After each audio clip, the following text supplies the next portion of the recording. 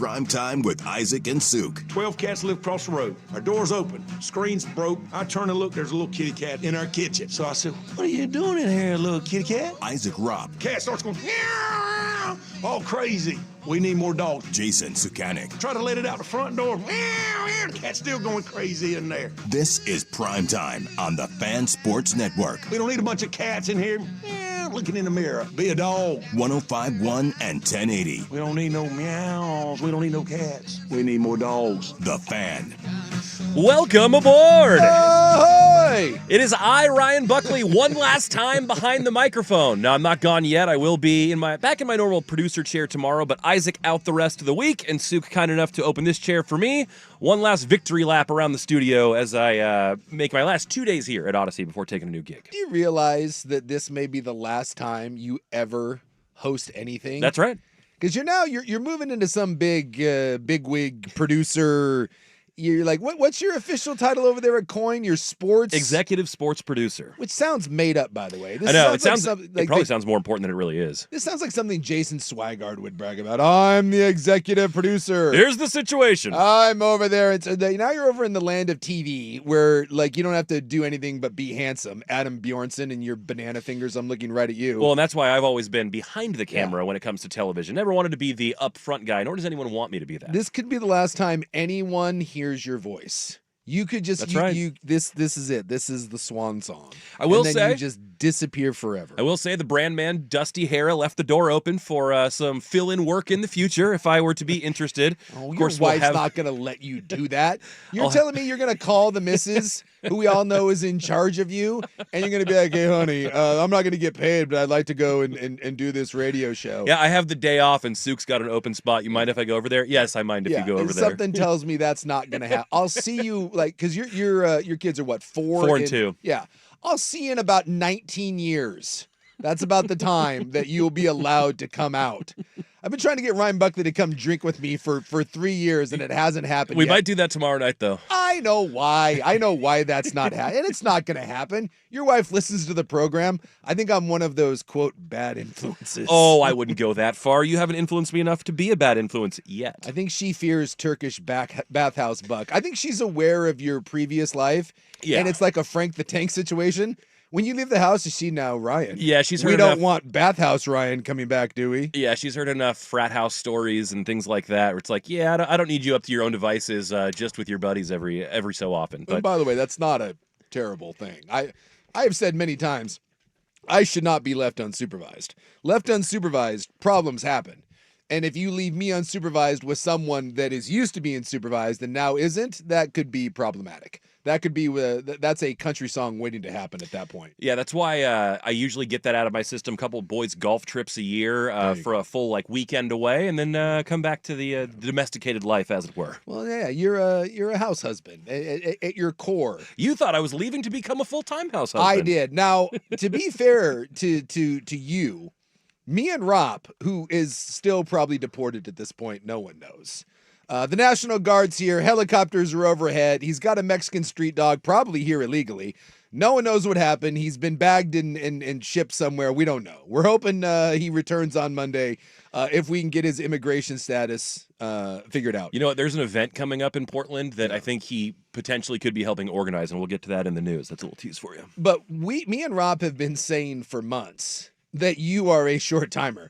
I want to say You've been telling me to my face. Yes, for months and months and months. I'm like, dude, you are not going to be here. And I think we had I don't remember if the over-under was Christmas or New Year's. I don't think we ever went Thanksgiving. But I think it was either Christmas, the Christmas break, or maybe New Year's. And by the way, we both had the under. And here we are. We're not even at Halloween. That's Except right. I assumed at this point what was going to happen is your wife was just going to be like, yeah, we're not doing this.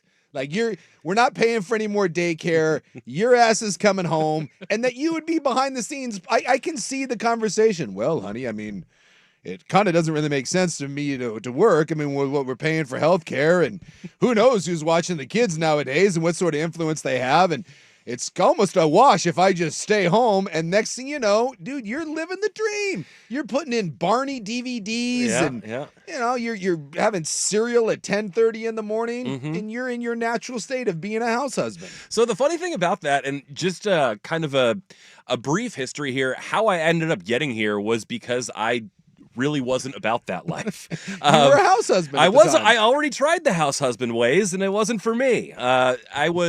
So for those who don't know, I produced the morning show, Dusty and Cam, when I first started working for 1080. That would have been back in like 2018, something like that. Yeah. Did that for 3 years, and then ended up leaving to go back to television with NBC Sports Northwest, which seemed like a great thing until they were not able to secure the Blazers rights deal, and they closed their doors about 10 months later. So that left me without a company to work for and without a job. And it was right around that time.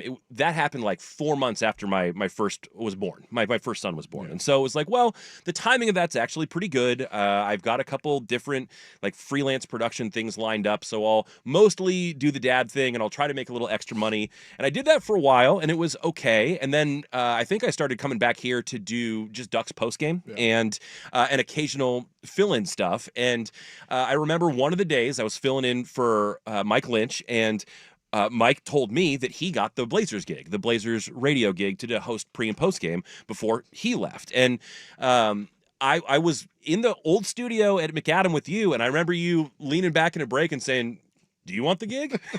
and I wasn't really even considering it. And I was like, well, I don't know, maybe.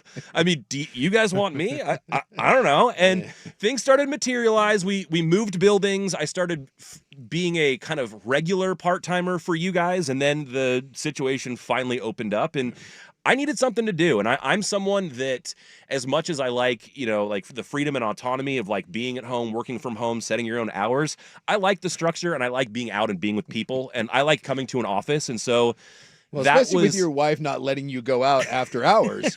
You know, once the wife comes home from work, you're not allowed to go out. So yes, I would assume you wanted to get out and have some adult conversations. Off the leash, so to speak. And we've loved having you. Now, that being said, you realize what happens when anyone leaves this place. They come back. Well, this place is like the Hotel California. Yeah. You can check out anytime you want, but you can never leave. You were here, and then you were gone, and you're back, and you're going to leave.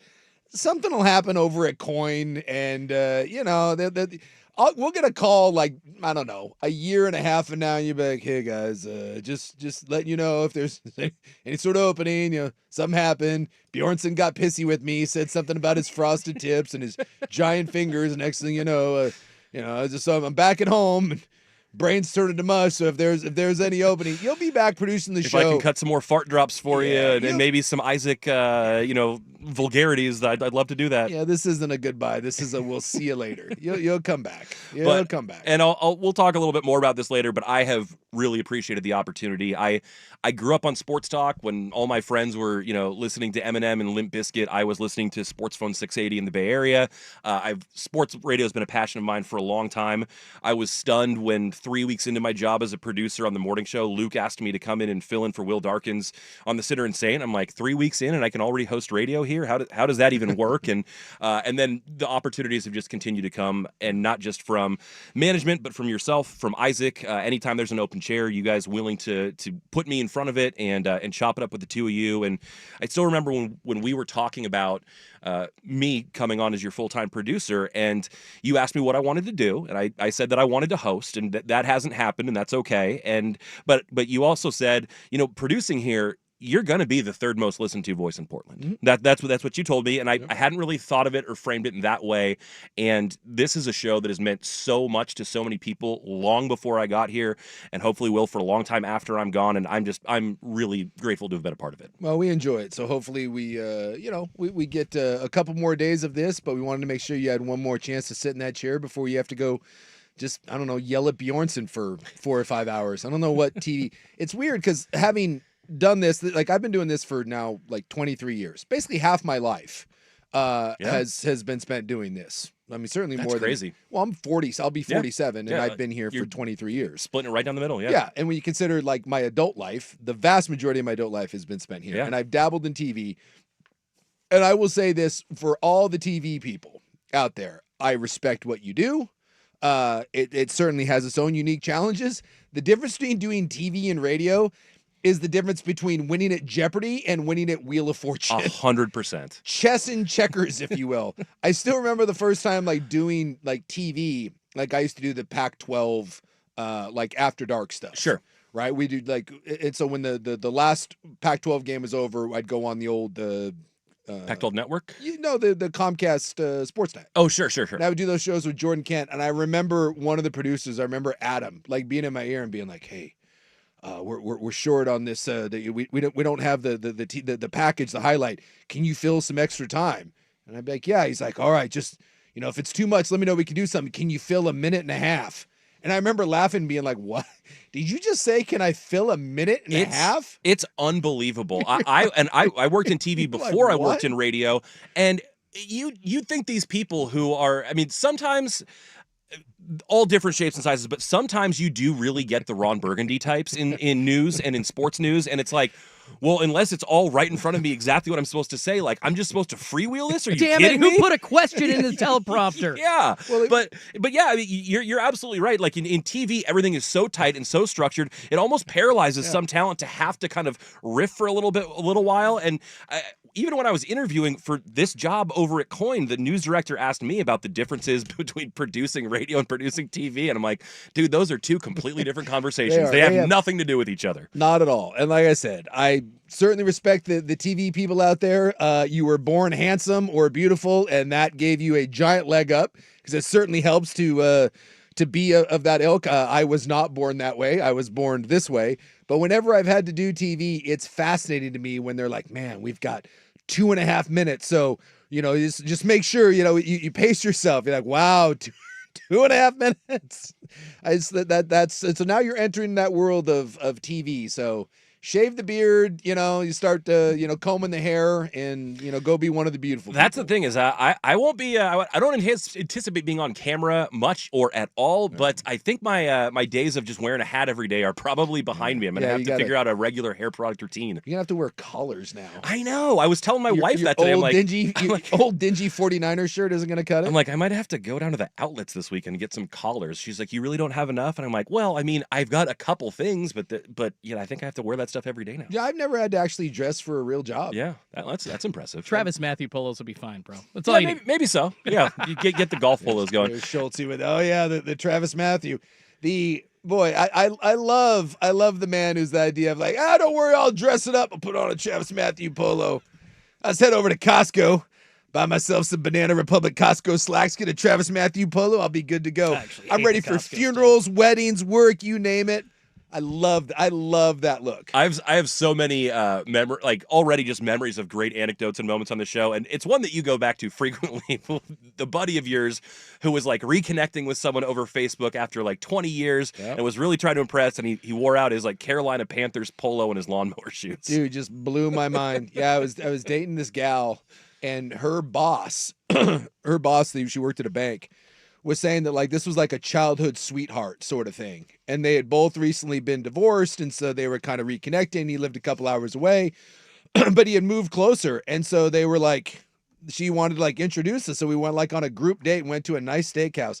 My man showed up in literally grass stained sneakers. And yeah, he was wearing like a golf, like quarter zip pullover. When he took it off, Carolina Panthers polo shirt. And I was like, yeah, someone's getting laid tonight. Nothing says I'm ready for a long-term relationship with the love of my life like a Panthers polo. And I felt so bad because he like got up to go to the bathroom, and she's like, "What do you think?" And I was like, "I don't think you want to know." It's what's on the inside that counts. Well, I was impressed enough with the Cutter and Buck pullover that he had, but yeah, it got a little warm and he took it off, and I was like, yeah, golf polo. Not just golf polo, Carolina Panthers, the finest of NFL, the finest of NFL polo shirts and the shoes. And by the way, not like overly grass, just enough. Just enough. Just a touch of that green bottom. Where you can almost convince yourself these are still my nice shoes. Yeah. I will never forget that. That man, wherever you're out there, God bless you. I hope you're listening to this program somewhere, and just know that on that day you earned my undying respect. Well, we will do a sports show today. We'll probably get off the rails a number of times, as we tend to do here. No Dan Lanning today. Usually he'd be at 4 o'clock, but he is on the recruiting trail. We'll still talk a little bit of Ducks football. We were talking earlier in the week about Oregon, not maybe QBU, but the fact they had the chance to have 4 starters in the NFL weekend. Looks like that's going to be 3, but I saw another mind-blowing stat about another school. We'll get to that. Proof that kids are staying in college too long, how Portlanders are responding to the troops in our city. And, we got some other stuff cooking, but that's where we're going to start. We'll get into a little bit of baseball, some baseball oddities, a good day on the diamond today. And we'll do that next. Primetime, 105.1 The Fan. Dirt and spray. Dirt and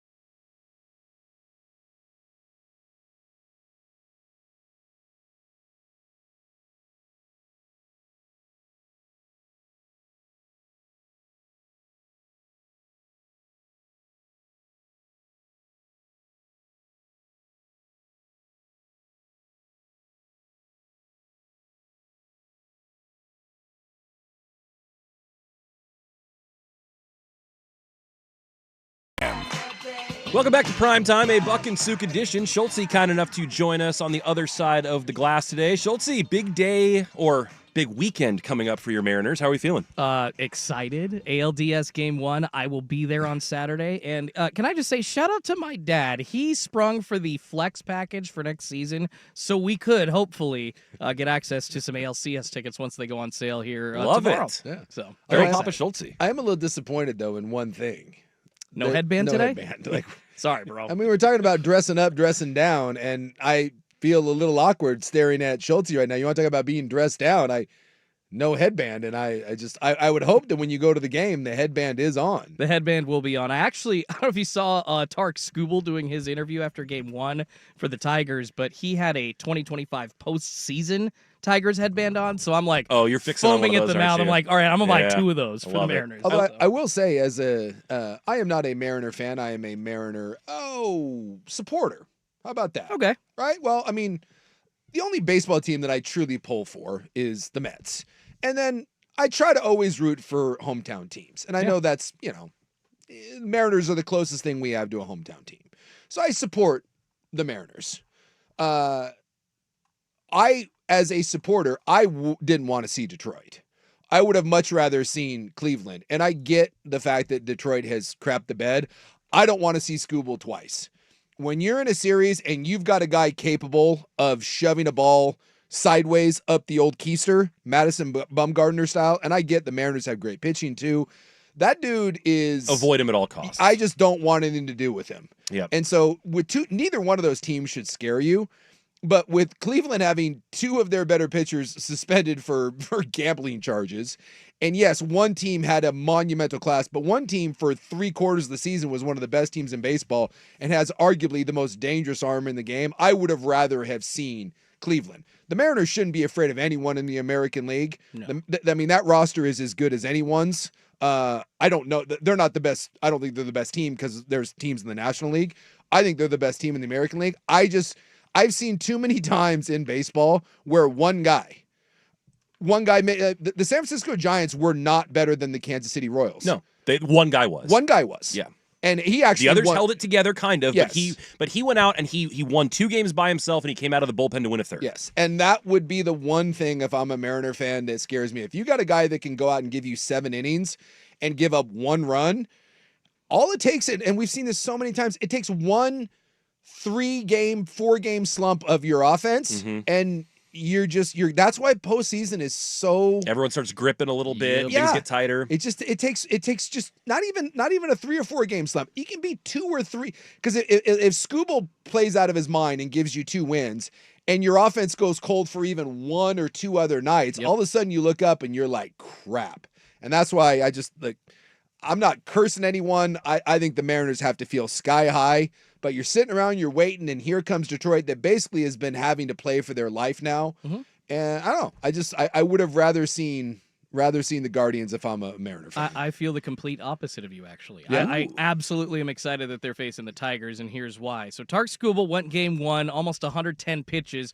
If the Mariners do have to see him a second time in this series, he ain't going to be fresh. And this entire Tigers lineup is full of young guys, like Dylan Dingler hitting 15 home runs, Riley Green. Like, they're good, but they're not great. And frankly, if I look at that pitching staff compared to Cleveland's, I don't want to face Hunter Gaddis. I don't want to face Cade Smith. The Mariners getting walks all season doesn't really come into play here in the postseason. I'd rather face Detroit's shaky pitching staff as opposed to the Guardians. So for me, I'm excited because you're basically going to see Skubal on the road, and if you get him to a Game 5, he's going to be pitching like 4 or 5 innings maximum, and it's going to be at T-Mobile Park. I just see the Mariners, they would roll over either team, but I'm so much more excited to see them face the less experienced Tigers. They'll roll over either team. Look at that. It's a good cock, time of year to be confident. The cock of the walk over there. They're going to roll over. I never get this. Nothing bad could happen to the Mariners in the postseason. Talk your talk, man. This is the time. I love it.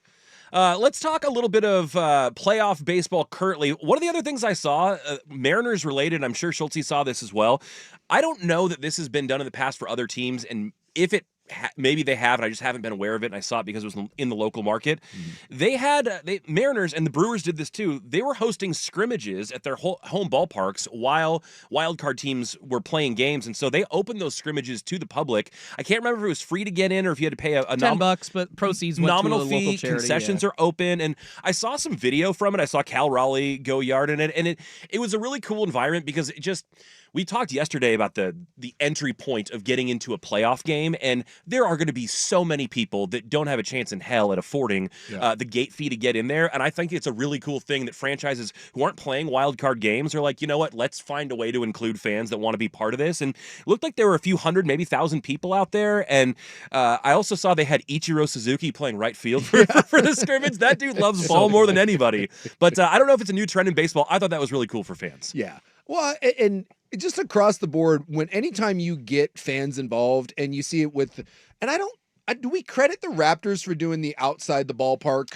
Oh yeah, the Jurassic Park thing. That's Park. what they called it. But theirs kind of made it famous. But now it seems like a lot of teams are doing the hey, when we're on the road, watch along in the big setting with us. They do it at home too. Yeah. Oh, that's right. They do it at home. Yeah. Yeah, dude. It's for all of the big games. Like a ton of hockey teams do it now. I think anything like that is cool. The Padres have something like this even during the regular season. I don't know if you've seen. So the Padres games all sell out. Yeah, like it's a huge fan base. And in center field at Petco, it's kind of a low. You can kind of see into the stadium, and so they have this like family area where you're in the ballpark, but you're not really. Is that with like the grass and, yes. the sandbox and all that? Yeah. And you can and it's pretty cheap. It's almost like being like a GA at a concert or something like that. And you can't really see much, but there's a video board, and it's just. You know, when you're down there and you can't afford a ticket, you can kind of go and mill around out in center field, and you're kind of part of it, but you're not. So I do think more and more teams are kind of embracing the either, the tickets aren't available or not everyone can afford. I mean, the cheapest price for this to the get-in is like what, $300 for the M's? That's right. That was face value, the face value for buying it directly from the M's was 300 level, 190. Yeah, and that's and if I you were think second. Did you say 390? No, 190 for 300 level. For the 300 level, but then if you have to buy it right now, secondary is like 260 or 300. So per seat. Yeah, so you're talking two people. I mean, you're $5. Yeah. And so, I mean, I think it's cool that more and more people are, more and more teams are finding creative ways to have fan engagement. I'll tell you what, if I had a family of 4, I can't. Like, what do you do? No, but for $40, all 4 of you can go to the scrimmage if you want and feel like you're a part of it. That's a great For $40 deal. you're there, and Ichiro's out there playing. Yeah, all the stars are basically taking their hacks. Like you get a little taste of the playoff fever. It's great, and I think that's really cool. And I don't. There's no place really down there around T-Mobile where you could do maybe at one of the breweries across the street. There's really no. Like central, square or something like that. No, like plaza. T-Mobile doesn't have a plaza. There's a parking garage, and then across the street they've got, I don't know what that little brew house is anymore. I know that's changed a couple times. There's a strip club. Do it there. There's a strip club right there. There's just a couple restaurants. There's really not an area where you could do a big gathering outside to have like kind of a party. But if we ever get back to meaningful games at Moda Center, they got a courtyard there. You can do something cool. You can definitely do that. Yeah. Get like some musical acts to play during timeout, stuff like that. Yeah. I like the idea of I don't know what that strip club is up in Seattle, but do some get some of the gals out there, shake it a little bit. Showgirls? Is that the one? I think it might be. Yeah, it's like right across the street, basically. Something, yeah. Yeah, just get out there. Get out there, have them shake it a little bit. Get them in some. How about this? Something for the kids. Maybe instead of face painting, we do some body painting. Out there. Get the kids out there painting Mariners logos all over there. Yeah, painting the Mariners logos on there. You can do a big dumper sort of thing out there. Just kind of have some fun with it. Definitely big dumper tie-ins. Yeah, you could have a big dumper contest. Yeah. Dad, what's under the compasses on her body? I don't understand. What's funny is I have a buddy who lives in Spokane, and they're from the Seattle area originally, and he wanted to take his family and his 3 boys out to a Mariners game. They hadn't been to one. They were like 5, 7, and 9 or something. Yeah. And they got a hotel right by the ballpark, and they're like, the middle child like opens up the blinds of the window. It's like right across the street from Showgirls, and he's like, Dad, what is that place? What do they do there? And he's like, Well, the first time my kids were big we grew up because they grew up being hockey fans. That's what we watched at my house a lot. And so when my daughter, I want to say for her like 14th, 15th birthday, something like that, she had never been to a pro hockey game. Mhm. And at the time, closest one is Vancouver. Yep. So for her birthday, we were like, well, we'll take you to Canada. And she was into the Blackhawks at the time. Mhm. And so the Blackhawks were playing up there. It was the Blackhawks and the Red Wings playing back to back. And I was like, we're going to. That's great. Yeah. So we'll go up there. So we drive up, same thing. If you've ever, Vancouver's a very walkable city. Yeah. And everything's right there. It's a really cool city if you haven't been. So we get our hotel, we walk to the game, and we're walking back. And sure enough, my daughter, Vancouver is home to a lot of late night massage places. Mhm. And so it's like 11:30 at night, and we're walking by, and there's like two across the street from each other, big neon lights, whatever, massage.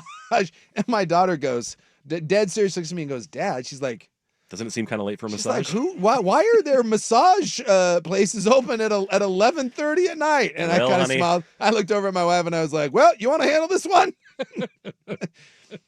She's just looking at me and she's like, I started laughing. She's like, what's Dad laughing about? And I'm like, have Mom explain that one. That's like, I don't think you want a massage, honey. I think those are the massage parlors that you're. Should have just said, like, hey, why don't you go in and knock on the door and see if you can go grab one of those real See quick. what kind of services they're offering, huh? See what they're offering up for, say they're not for you. Say it's for your dear old dad. He's just sending you in to see what's up. I'm sure that'll go over real well. We've all had to have those awkward conversations. We certainly have. I have some baseball oddities that we did not get to there. We can probably get to here, and also a Elimination Thursday update. One game already in the books, another team already out in front. We'll talk about that next on Primetime. But first, Schultze has the SportsCenter update. Now, from the George McCoy and Warren Allen Sports Desk, a Sports Center update on the Fan Sports Network, 105.1 FM and 1080 AM. First on The Fan, the Tigers punching their tickets to play the Mariners in the ALDS on the final day of the wild card round in baseball. They got the win over the Guardians 6-3.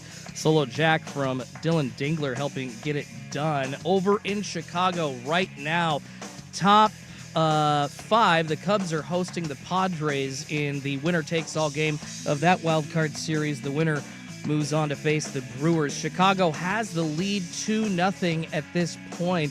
Only 3 hits for the Padres so far. Dansby Swanson and Pete Crow Armstrong, PCA, with the RBIs for the Cubbies. Later on, the Yankees taking on the Red Sox. That winner moving on to face the Blue Jays. It's Connolly Early versus Cam Schlitter on the bump. First pitch at 5:08 on ESPN. All games can be heard over on 910 ESPN as well. And you got Week 5 kicking off in the NFL tonight. Thursday night football in LA between the Rams and 49ers. Kickoff at 5:15 on Amazon Prime. More sports scores and stories in 30 minutes. I'm Schultze from the George McCoy and Warren Allen Sports Desk. Hurt and missing work? Insurance companies acting like jerks? Don't call your mom. Call George McCoy at warrenallen.com. The home of the Fan Happy Hour with Luke Anderson.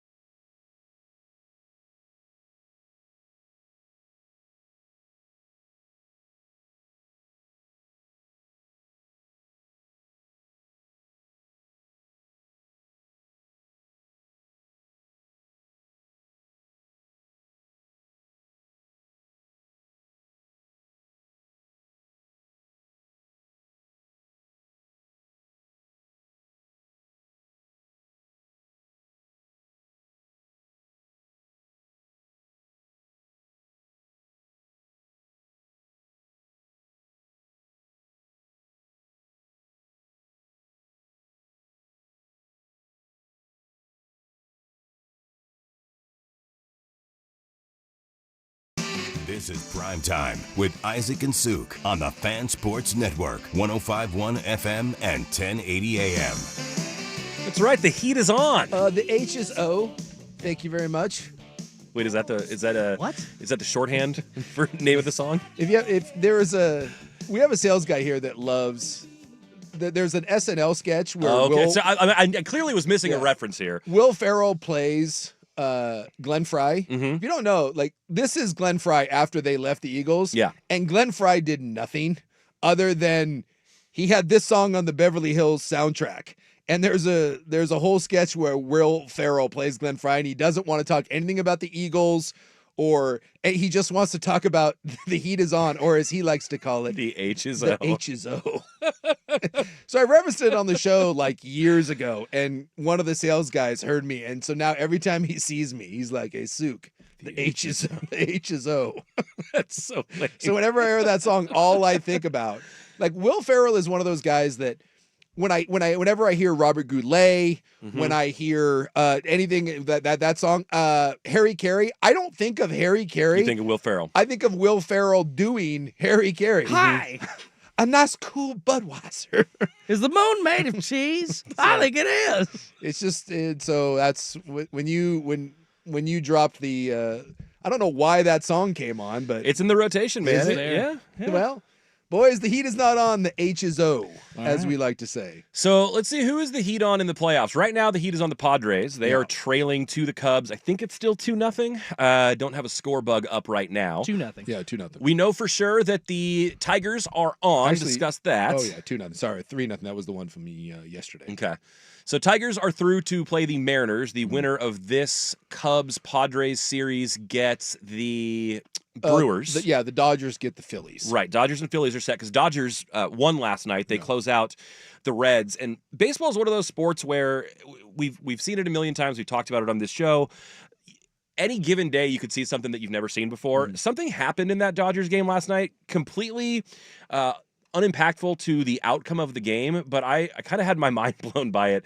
There was an incident in which they made a pitching change in the middle of a count. Yeah. Did you see this? I did. So I got home and I was turning on like I said, the BTJ loves Ohtani, and I was watching it, and they were bludgeoning them, but then all of a sudden, like, anytime the Dodger bullpen is involved, you're kind of sitting there being like, "Oh my God, yeah, it could get scoreless." Because it was like what? So 8-2. Yeah, I've got this situation here. It was already 8-4. Okay. It was top of the ninth. Was that Sherman guy or whatever? That was in? Emmett Sheehan, yeah. Sheehan. So it was top 8, 2 on, 1 out, and the Dodgers pitcher Emmett Sheehan was pulled mid at bat with a 1-2 count. Dude, he was on the verge of disaster. He loaded the bases, I think, with no one out. He was doing like the old Ankiel thing where he didn't know where the ball was going. Dude, he was all shaky, dude.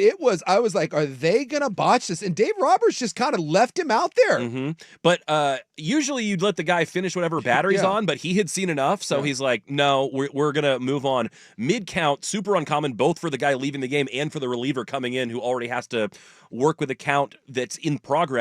Well, that move was countered by the Reds manager, who then decided to pinch hit in the middle of the at-bat. Yeah. So what ends up happening is that Alex Vesia comes in to pitch for Emmett Sheehan, and then, Will Benson comes in to hit for Miguel Andujar, and Vesia strikes out Benson. Vesia gets the credit for the strikeout, not Sheehan, but Benson, who was removed because he got 2 strikes on him and got replaced by Andujar, he gets credited for striking out, even though he didn't take the 3rd strike. Yeah, they were trying to explain that on the broadcast, and it was like... I'm not even sure I explained that right. No, it was a weird, like, who's on first, what's on second sort of thing. I was like, what the hell is going on? 4 players involved in 1 at-bat, and only 2 can get credited with the pitcher of record and the hitter of record. Basically, a hitter struck out against a pitcher he never faced, is what you're saying. Kind correct? of. Yeah. He took 1. Yeah, that's right. That's correct. What's too, like, the Dodgers, we've been told all year that the Dodgers are going to wake up, and when they do, that's the best team in baseball. And they bludgeoned the Reds. But boy, that's 2 games where they've been up big, and they've gone to the bullpen, and it's been a disaster. And I guess they were saying that they don't really want to use any meaningful relievers in these games because they were up so big, and so maybe these guys aren't going to be the ones. Although they said that Sheehan guy they were actually counting on to play a big role in the postseason. Yeah. Well, I'll tell you what, if you're a Dodger fan, be grateful you're scoring 8 or 9 runs a game because Jeebus. You're gonna need it. That bull. And by the way, Ohtani is gonna go game 1. That's right. I saw that today. Yeah, he's gonna pitch game 1 against the Phillies, and that's gonna be in Philadelphia. Yeah. Really excited for that one. And then tonight, that to me is my series. No offense to Mariner fan, but that's gonna have a lot of juice. Phillies Dodgers. Of course. That's as good as it gets right there. Yeah, and no offense to the Brewers who had an amazing season, but the Phillies and Dodgers might have the 2 best rosters in baseball. Oh, and it has such juice to that game. Yep. You know, with Philly fan and Bryce Harper and the Schwarber sluggers and, on both sides could be high scoring. Yeah. You've got really like ace rotations on both sides. and bullpen for the Dodgers. No matter what the lead is, you feel like the Dodgers are going to choke it away. Yeah. Yeah. And then tonight, we've got the winner-take-all in the AL East rivalry series between the Yankees and the Red Sox. That one coming up at, I think, 5 o'clock tonight? 5 o'clock. 5 or 6? ESPN. Yeah. So, And by the way, let me state for the record, suck it, Yankees. Go Sox. I don't even like the Red Sox, but outside of the Astros, I don't know if there's a team that I would root for, or I guess root against if they were playing the Yankees. Yankees, Astros, go Yankees. Other than that, eat it. Eat it, Yankees. I know you're a movie guy. I saw something last night that I don't know if you've seen before. Bull Durham, one of the all-time great baseball movies. I have seen Bull Durham no less than 30 times in my life. So then you'll remember this. Or maybe you won't. It's a small detail, but in the opening credits, Susan Sarandon's getting ready to her vanity. Yeah. And there's a baseball card stuck in the mirror there. Yeah. And she has a little. It's like a shrine sort of thing. yeah, but she's got one card that's kind of stuck in the mirror. Mm-hmm. Well, it's been revealed what that card was. Yeah. It is the very manager of the Atlanta Braves who got fired yesterday. It is Brian Snitker as a minor leaguer Get right with the the hell Durham out of town. Bulls. So Nice. someone was able to match up that photo, and the one that they had in there just for whatever it was a Brian Snitker baseball card. Oh my God, dude! I mean, I love Little stuff. Easter eggs, I yeah. love Easter eggs. Tarantino does this a lot. Uh-huh. If you go through and watch all of Tarantino's movies, there's little thing like what is it, like the cigarette brand? Oh, okay. I think they're Red Apples. Okay. Like that makes appearances in a ton of his movies. He likes little things that kind of connect it. I love stuff like that. That is so cool that someone zoomed in on that. And they're like, wait, that's a real guy. It's not just and then it happened to be the now fired manager of the Braves when he was managing in Durham for the Bulls. There is now I want to go get that card. Yeah. I want to see if that's out there on eBay. And that's one of those things that I have a little like kind of tchotchke shelf. Yeah. I don't collect memorabilia. I find it silly, but dumb crap like that doesn't cost, like that's the sort of stuff that I think is cool. There is this was the best one of that where like now that you have like you can freeze frame and like kind of zoom stuff in. They're in Point Break because I love Patrick Swayze and Keanu Reeves are near and dear to my heart. Yep. In fact, my daughter one year for my birthday got me a autographed photo of Keanu Reeves and Patrick Swayze skydiving. I in Point love Break. that photo. Hell yeah. And she has it, so she got it signed by both of them. That's so cool. So I have that's on like my nightstand, and everyone's like, "Really?" I'm like, "It's for my daughter," but I love that I have that. So there's a T-shirt when they're playing the beach football game, and Patrick Swayze's wearing this old beat up like Harley Davidson shirt. Okay. And I always wanted that shirt, and there's something on the back of it. Okay. And I was always like, I've seen that movie a million times. And a couple years ago, it was happened to be on TV, and I realized you can go frame by frame. And they never really show Swayze from the back. But when he's getting tackled into the waves, there's a great shot where you can freeze frame on it, and you can see, and it's a leather shop. It's a Harley Davidson T-shirt. Okay. And on the back of it, it's a like a motorcycle leather shop from like Wisconsin. And I was like, you've got to be kidding me. And there's a number on the bottom and everything. I called the shop. And they were like, and I was like, this is going to be really weird because they didn't have like an internet presence. Right. There's not a website. Yeah. But when you Google the number, it does pop up. It's a 90s movie. Yeah. And they're like, yeah, they're like, that's us. And I was like, dude. And they're like, yeah, they're like, every now and then, like someone calls. And I'm like, I was wondering if you were the first one to make that call, if No. others had done it too. yeah. She's like, no, every now and then someone calls. And I'm like, do you guys sell that T-shirt? And she goes, we don't sell that exact one because we don't own the Harley logo, but we sell we sell that shirt that has, it's like a bat. She goes, it has the bat on it, but instead of having the Harley logo in the middle of it, it just has like our logo. And I'm like, but it has your back on it and everything. She goes, yeah, it's the same shirt. And I was like, how did that end up in the lady was the nicest lady. And did she know how it got in there? Dude, they've been there for like 70 years. And it turns out it's one of like the stunt coordinators from the movie was from that area and had that shirt. And Patrick Swayze saw it and thought it was like kick ass. I see. Then you pull the thread a little bit, and it's cool these stories you get. Yeah, and so like they were on the set, and he was like one of the stunt guys who was putting all that together. Swayze saw the shirt and was like, "Dude, that shirt's awesome." And the guy's like, "Okay," and it was all beat up like that. It was kind of like a half shirt. Swayze wore it, and she said, "Every now and then you will get someone that reaches out." And I reached out, and I trust them, and they sent it to me, and it was like $25 or whatever. Problem is like I ordered it was not a double XL. Oh. I still have the shirt, but it's like it's meant for a smaller Sakana. Yeah, it's a double XL. I don't know who that's a double XL for, so I can't wear it, but it is there in my house. Yep. I don't know. If someone ever wants that shirt, it is more like a large. But I love stuff like that when you find little Easter eggs. That is so cool that was Brian Sitker, Durham Bulls manager from whatever year that was. I freaking love that. Well, I was going to get to a little bit of potential March Madness expansion coming up next, but now we're going to have to get into Buck's very own Point Break story. One of the first times I ever worked with Sook, I told he and Rop about the time that I played Johnny Utah in a made-for-stage version of Point Break. We will revisit that. Utah, give me two! We will revisit that when we come back. 105.1 The Fan. The Oregon Ducks are in a position for another college football playoff berth. Eller swings it down. It is intercepted. Oregon pick. Ducks win. The Fan Sports Network has you covered on game day.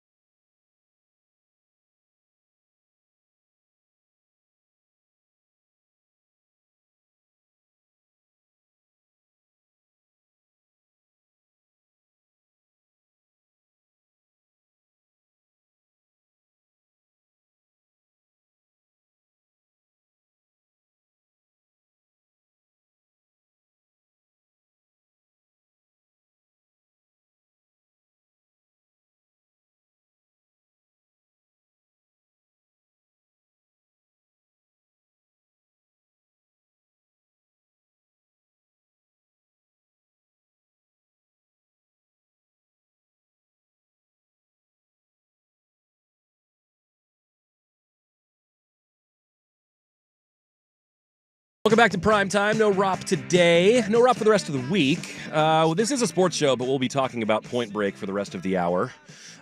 So one of mine and Sook's favorite movies, both of us. I can't remember the first time that I saw it, but always loved it. I thought it was like the best combination of like cheesy action with like good heist. You got the iconic masks of the bad guys, the concept of this like washed up football player becoming a undercover surfer. It's so bad. You probably needed mounds of cocaine in the room to get that made in the 90s, but like somehow it worked. And it's fantastic. If you haven't seen it, go do that. Keanu Reeves, Patrick Swayze, Gary Busey. Is there better holy trinity in action? I don't know that there is. No, there is not. But when I was living in San Francisco, and this is now probably like, I don't know, 15 years ago, there was a cool thing going on at the Metreon complex, which was just south of Market Street, kind of near the water in San Francisco. And it was a building that had like movie theaters and an arcade and restaurants and stuff like that. But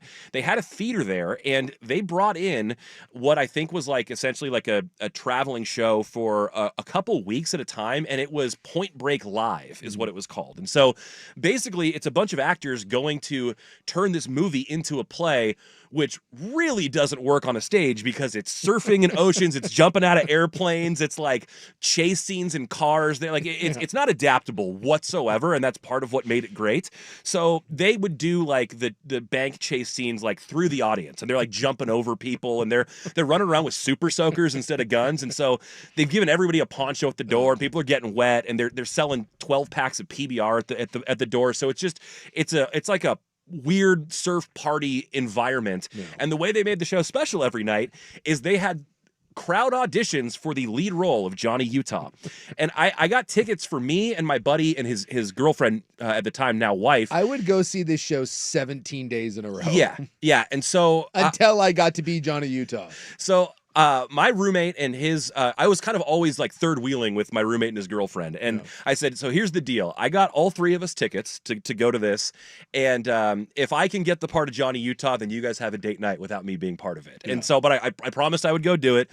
At the start of the show, they ask who wants to be Johnny Utah, and they invite everybody up on stage. So there's like 20 people that go up there. And first they made you deliver the line, "Hi, I'm Johnny Utah." And I added a little extra sauce on it, and I said, "I am an FBI agent." And that got the crowd on my side a little bit. Then we had to do a second line that was, "Are we going to jump or J.O.?" And from the skydiving scene, I ended up getting the gig. They put me in a wetsuit that was a size medium or large. So I was like a sausage in a casing. And then they have all of my lines just on cue cards. And the whole time, the ensemble cast is just trying to F with you. Like that's like the purpose of the production. And it's hilarious, and like my friends are loving it, and the crowd is loving it. Going on? I don't know if they still do this. It's been so long. I don't know if they still do it or not. There's an intermission and everything where I went in the back room with these.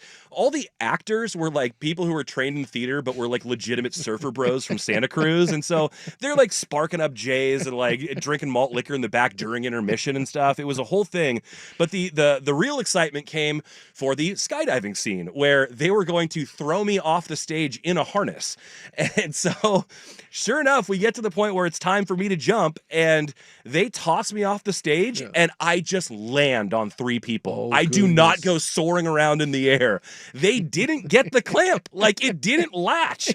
So they thought I was strapped in. The dude was probably drunk hooking me up to it, and they literally tossed me off a stage like 8 feet into like 3 people in the front row's lap. I crushed them. They're trying to pretend like, oh, no big deal, we meant to do this. Then they have the gall to actually link me up and then send me out over the crowd. So dude, that was my Johnny Utah Point Break experience. That is the greatest thing that has ever happened. Like, when you die, that should be what your brain remembers. And then I went out for drinks with the cast afterwards. You don't understand. All I want in life is to live that experience. One of my dreams is that because of this stupid show, and I've gotten to do a lot of cool things because of this dumb show. Just once, I want someone making a movie or a TV show. I don't care how low budget it is. I just want to be a goon. I don't need to act, but you're telling me when you watch those John Wick Point Break movies that I can't. You could be one of those guys that gets killed in the first 20 minutes. Right? Yes. Like when you watch You that got the look. Yeah. Point Break, there's that one dude, Rosie, that's just wearing like leathers and he doesn't surf. He's just the white trash biker. You're telling me you can't put me in a tank top and a headband and I don't look menacing? You're telling me in John Wick I can't pass as a random like Eastern European gang member that's about to take that's all I want. I don't need any speaking lines. I just want to be killed. Just if someone's making a movie out there and you need a goon or a henchman, speaking or not, I just want you to know I'm available. I'm available. So I did a quick Google search because I was hoping I could find this production for you, and I'm like, oh my god, they got shows in Portland, dude. And I fired it up. It looks like they've last been here in 2017. So I can't confirm whether they are still in production. My go-to line would be Utah, give me two. Give me two. A second here. Now I'll be Gary Busey. I don't even need to be Johnny Utah. Make me Gary Busey. Oh, so they were in Portland. Like I'm on their website, and it looks like they had this running in L.A., San Diego, and Portland, but I can't figure out when it stopped running. That's amazing. Yeah. You do. Someone said you need a memoir, and yes, you do. That would definitely be included. That was a fun one. Chapter dedicated to that. Let's see if we can get back on the sports track coming up next. No Dan Lanning this week because it's Ducks bye week. I've got some Ducks football thoughts. Also some stuff going on in college basketball. Do we really need a bigger March Madness tournament? No. Maybe we won't discuss it next on The Fan.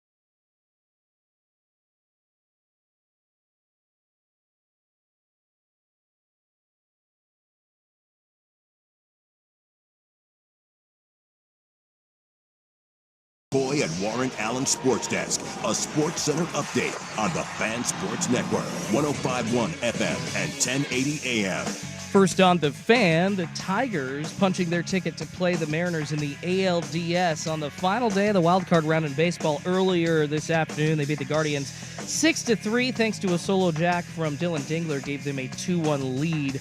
And that was all they needed during the game. Obviously, a 6-3 final, and that game against the Mariners happening on Saturday up at T-Mobile Park. Right now over in Chicago, the Cubs hosting the Padres in a winner-takes-all for the right to face the Brewers.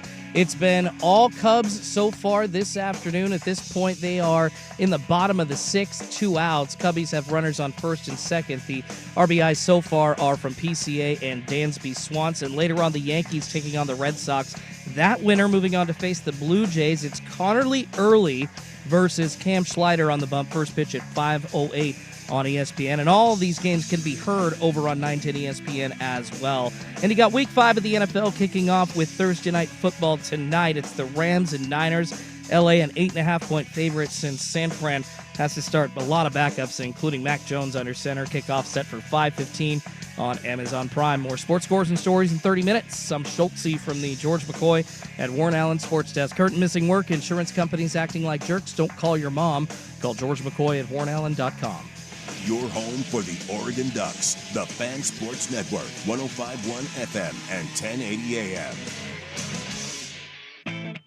Primetime with Isaac and Suk. What do girls want anyway? Well, apparently not total losers. We're pretty good at basketball. Yeah, as long as we don't have to run or jump or dribble or nothing. Isaac Robb. Hey, you guys up for a little game? Sure. Well, let's make it interesting. Say $20. How about 50? You're on. Jason Sukanik. Dude, we don't have $50. We don't have 20. This is Primetime on the Fan Sports Network. What the hell's up with that? We win, and they get the chicks. That sucks, dude. 105.1 and 1080. Dude, I'm telling you, it's jobs. We gotta get jobs. Then we get the khakis. Then we get the chicks. The Fan. Welcome back to Primetime, hour number 2, a Buck, Suk, and Schultze edition on this Thursday. We do have Thursday Night Football coming up tonight between the MASH Unit 49ers and the relatively healthy LA Rams Think team. about that if you had any team. And by the way, this line started out at like 3.5, 4.5, something like that, and now it's been bet up. 8.5, I think now. It's basically doubled. But this is how much respect, I guess, that the Niners have, and they're just used to doing this. Imagine any team that did not have their starting quarterback, their 3 best receivers, and probably their best player, well, second best player that isn't a quarterback in George Kittle. I mean, and yet they're playing one of the better teams in the league. And originally, like this was considered like a real spread. Yes. You know, that's insane. You give me, I don't care what team you have. I mean, you've seen Cincinnati when you just lose your quarterback. Imagine Cincinnati with no Joe Burrow, no T Higgins, no Jamar Chase, no Chase Brown. Well, I guess they have their running back. That's the one part. Yeah. You know, I'm trying to remember. Mike Gesicki? Yeah. Is that who they and have? then whoever their third receiver is. I mean, seriously, like what the Niners are going through right now, it's kind of unreal. And yet for the Niners, it feels like it's just par for the course. Like, oh, this is what happens with the 49ers. It's just part of like their reality. It's what happens to them either every year or every other year or something. I do want to talk a little more NFL football coming up a little bit later. A battle of former teammates between Baker Mayfield and Sam Darnold this weekend as the both of those guys played in Carolina together.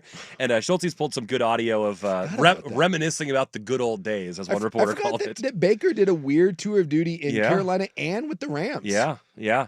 Where he was barely on the fringes of being in the league, and now he's starting again, doing his thing. And Darnold, too, right? For sure, Darnold had to make his rounds. He was backing up the Niners in the Super Bowl, right? Against the Chiefs. And now, you know, it feels like he has his feet planted. Right, but it took some good fortune because he wasn't supposed to be the starter in Minnesota last year. McCarthy was. Yeah. And then McCarthy gets hurt in the free season. It's Darnold's gig. He goes out and wins like 13, 14 games, something like that. I think they won 14 games. Yeah. So and then they let him go. We'll get into some of the NFL stuff a little bit later. I did see something in the college realm today. By the way, if you're tuning in for Dan Lanning, he will not be with us this week. He's on the road recruiting. things seem like they're going pretty well on the recruiting front for the Ducks. I did see some Ducks basketball recruiting news. One, they have signed the first ever professional Chinese basketball player. The Oregon basketball team has. So I'll see if I can find him. I think his name is Wei Lin, but he averaged like 18 points a game in the Chinese professional league, and he's going to come and be a Duck. So, well, I did see now, like the NCAA, like there is no more structure. There is a G League player that's coming back to play college. Yeah, I saw that. It's so odd. He played in the G League, but I guess he sued and he won his eligibility. I don't know if it was 1 or 2 years, but he was in the G League and then is coming back. And I don't remember. This was maybe a week or two ago. I don't remember what team that he's, or if he even committed or if he just sued to come back, but he is going to be eligible. Like the NCAA cannot win in court. Like no, I mean, you got the Diego Pavias of the world saying like, well, if I just want to keep playing college football, then I will. And they're like, I don't know. It turns out, like, I don't know why anyone didn't figure this out before, but like the NCAA has all these weird rules that are illegal. Yeah. Like it's well, they can't enforce them. We saw the transfer portal stuff. It's like, you can't transfer. And then that dude just left Wisconsin, went to Miami. He's like, watch me. Yeah. Remember like the pay for play thing, they put the NIL rules in and then they're like, we're punishing Tennessee, and the state of Tennessee, not the university, no, the state sued. And then the state of Virginia was like, yeah, we're going to get some of that too. And the NCAA was like, damn it. Like anytime the NCAA does something that you don't like, just sue them. You'll lose. Like they will lose. And then the other small Ducks basketball nuggie is they are awaiting a big announcement tomorrow. Trevor Ariza's kid Taj is one of the top prospects, and he's making his announcement between Oregon and USC tomorrow at 11:45. I know Oregon basketball has been good, and they do a nice job of recruiting, but I wonder if the basketball recruiting will ever, like if that will hit the kind of the fever pitch that the football program has. It's so weird. Like I just, the basketball roster construction is even stranger to me than like the football transfer portal stuff. Cause like, I think we talked about this during March Madness when you looked at where all the players of every starting five was like when they started their career and where they were now. And almost no team has like built with the same guys. And Altman was even before the transfer portal, he was a big transfer guy before that. And so it seems like guys who are good jump to go somewhere they can get more money, or they jump to the NBA, and there's almost never continuity. So it's like, what can you get with this squad this year? And it feels like it's hard to build momentum that way, at least in roster building. Well, when you look at it, I just wanted to pull it up. I looked at the all-time Oregon Duck basketball recruits, because when you look at the all-time football recruits, like I remember Haloti Nata was a big deal. Jonathan Stewart was a big deal. Cam Colvin was a big deal. Yeah, and that one was a little more. Well, he didn't play well, but he was the number one receiver he was at the the number time. one receiver, and then Thibodeau was one, and that worked out. D'Anthony was one. D'Anthony was one. But when you look at like their basketball recruits, like Bol is, so this is according to 24/7. So Bol is the highest rated Oregon recruit, and Khalil Ware. And then Khalil Ware transferred. He went to, I think he transferred to Indiana. And then like Kwame Evans, Malik Harrison, Troy Brown, Lewis King, Jabari Brown, CJ Walker, Mookie Cook. Yeah, a lot of the Oregon's most productive players were not highly touted. No, and so that's kind of the weird thing, is that I feel like when they land like some of these guys, I feel like it doesn't really like there's not a great hit rate on them or something. No. Yeah. And so that's why I wonder, like, if Oregon basketball, and the Oregon basketball program has been good, but it certainly does not have the reputation and the national success and the national brand that the football team does. But same resources. I mean, same facilities. I mean, and I don't know where the NIL gets split and revenue sharing and all that, but I wonder if the basketball program, because there's only really two programs in college that matter, and that's the men's basketball program and the football team, and the football team has it rolling. I wonder if the basketball program will ever kind of hit that same sort of stride. Yeah, and they got themselves to a Final Four. They had a pretty good squad there. They frankly could have beat North Carolina, who went on to, I think, win the championship game over Gonzaga that year. Wanted to shift gears to a football item that I saw, or a couple football items that I saw. We got the ratings in from the Oregon-Penn State game. 8.5 million, I think I saw. And now there's Bama, Georgia had 10, I believe, like average. I think they peaked at like 12, but it averaged like 10.5, which, by the way, is better than NBA Finals, World Series numbers. I mean, it's the second most popular sport in America is college football. Yeah, it's remarkable how much juice that sport has now, and even compared to, like, I don't know, like pre-playoff era, I would say maybe. I don't know if there's just been like there's been more of a fervor for the good teams if it's how we cover them. But it feels like college football is more at a fever pitch in fandom now than maybe it has been in many years before. And yet I hear constantly from people tell me that the sport is broken, that it's dying, and I'm sorry. The foundation's changing. It is, but it's just, I got to be careful. I don't want to like call anyone out. This is an upper left thing. This is you're living in a level you're because of where the college football scene changed the most. There was an earthquake that obviously devastated the West Coast, right? And a lot of schools fell off the map into the ocean. And the ones that even didn't fall off kind of were left struggling to find shelter and kind of put it together. A couple schools got a life raft out, and everyone's kind of bitter at those guys. But the truth of the matter is the rest of the country doesn't really care about your natural disaster. And it does feel like a lot of people on the West Coast are left screaming about like, oh my God, like the world has ended. And the rest of the country is like, what are you talking about? Yeah, man? we're still doing things the same way for the most part. Nothing has changed. In fact, we just love it more. It's bigger than ever. Yeah. So for any of those people that complain about transfer portal, NIL, all that stuff, I'm sorry, but the numbers are better than ever. We are living in a golden age of college football right now. You out here may not like it. Yeah. And some of the old heads may yell and scream, but the numbers don't lie. The big eye in the sky don't lie. Right. Well, no, the reality is there has been some separation from the haves and the have-nots. Yep. There have been some teams or programs and fan bases that have frankly kind of been left behind, but the upper echelon is as good or better than it's ever been, and that makes the product on TV as good or better than it's ever been. Oh yeah, dude, that Michigan, I remember when Michigan played Alabama, I think that was in the Rose Bowl, if I'm not mistaken. That thing got like 28 million people. Yeah. Yeah. I mean, it's just this, it was, in fact, it may have been one of the 2 or 3 biggest college football games ever watched. I mean, it was an enormous number. It was in the 20s. It was finally one of those where you're like, oh, well, that's an NFL type number. And no other sport can touch it. The NBA Finals can't touch it. Major League Baseball can't touch it. Certainly hockey can't touch it.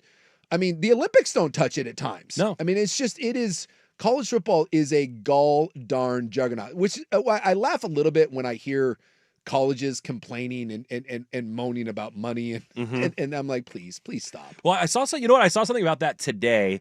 I can't remember whose article it was, but I remember I saw Stuart Mandel pulled a quote from it, basically saying that the University of California, Berkeley is still seeing positive effects from their college game day experience last year. that big production, they saw their enrollment and what majors offered on their webpage spike that day and have remained at levels higher than they've ever been since before that game day experience. And so to Mandel's point, he said, for people wondering why would a team on the West Coast go to all the trouble to join in the ACC conference, blah, blah, blah, it's for things like that. It's visibility. It keeps you in the game. It still benefits your university. Go back and look up the Nick Saban effect. It's the most insane thing. When you look at when Nick Saban got to Alabama and when he left Alabama, like he literally changed the demographics of the students. Because out-of-state tuition, in-state tuition, Nick Saban was worth billions, not millions, billions of dollars to the University of Alabama. And I get it. That's Saban is a... But even on a much smaller scale, I do remember there being reports or numbers that came out after Oregon appeared in their first national championship game against Auburn. I mean, Chip Kelly was not Nick Saban, but where that football program got, they saw a massive influx of applications and enrollment just because of their visibility from their football program. And to the people that like we can't compete, then don't. Sure. I guess that's my thing is like we're living in a world now where... No one's making you play the games. We're living in a world now where finally you actually have to pay for the people that are putting the product on the floor. And I find it asinine that people have the balls after all these years to stand up and be like, everything's changing because we now have to pay people. In what other world can you build a multi-billion-dollar business on the premise of we don't have to pay the people that actually go out and do the work? We pay everyone else around them and we pay everyone else around them a F ton of money. And we're happy to profit based on what they produce, but we're not going to actually pay them. Sounds like a Chinese factory. Yeah, something like that, yeah. But now that you actually have to pay people, now we're upset. And we don't like it because it's changing because the place where I went to school can't live in this new world. Then don't. You like it's And so I just this idea that somehow it's ruined college football. No, it may have ruined your university's football team, or it may have changed the idea of what your university football team exists. But the people that are trying to like enact this score act through Congress to where there are literally people trying to make the NCAA basically exempt from any lawsuit. Right. I mean, Because they don't have a leg to stand on. are you kidding me? Yeah. So you're literally running a business that's illegal and violates a million different laws, and you want to be like, well, we liked it the old way, therefore we're going to take $1 billion industry. Imagine if we did that with the auto industry. Imagine if we did it with anything. People would, because it's like recreation and sport, people think it doesn't count. Well, those are still real people putting in real work that others care about. so it's just this absurd argument. And yes, there's going to be some growing pains and things are going to shift and change, but and this is where I'll give Rob credit. He said all along, he said this will end up being, because everyone was predicting doom and gloom. Well, a lot of people were. And he just said, dude, it may piss off some, but he goes, this is going to lead to more national eyeballs and more money than you can shake a stick at. Yeah. And now we've got private equity firms or whatever getting ready to dump billions of dollars into entire conferences. So yes, there will be some people left out in the cold, but the ones that are left standing, and it will be a lot of them, they are going to make so much money. And ADs and universities and coaches and everyone, I don't hear any of them complaining. I haven't heard one person willing to give back their money. The Dabo Sweeties of the world have said, hey, the day we pay players is the day I go find something else to do. Who's still coaching at Clemson? And who, by the way, gets real pissy when he says, hey, if you fire me, I'm going to go coach somewhere else. Is it possible that you like coaching, or is it possible that you like coaching and getting $10 million a year? Yes, very much so. Well, let's keep it in college football. I've got a Dan Lanning stat and also some updates to the NIL world. We'll follow up on some of the stuff that happened with the Beavs earlier in the week on those reports, and also a new rule that would hopefully streamline things a little bit. You're listening to Primetime, 105.1 The Fan. Ducks game.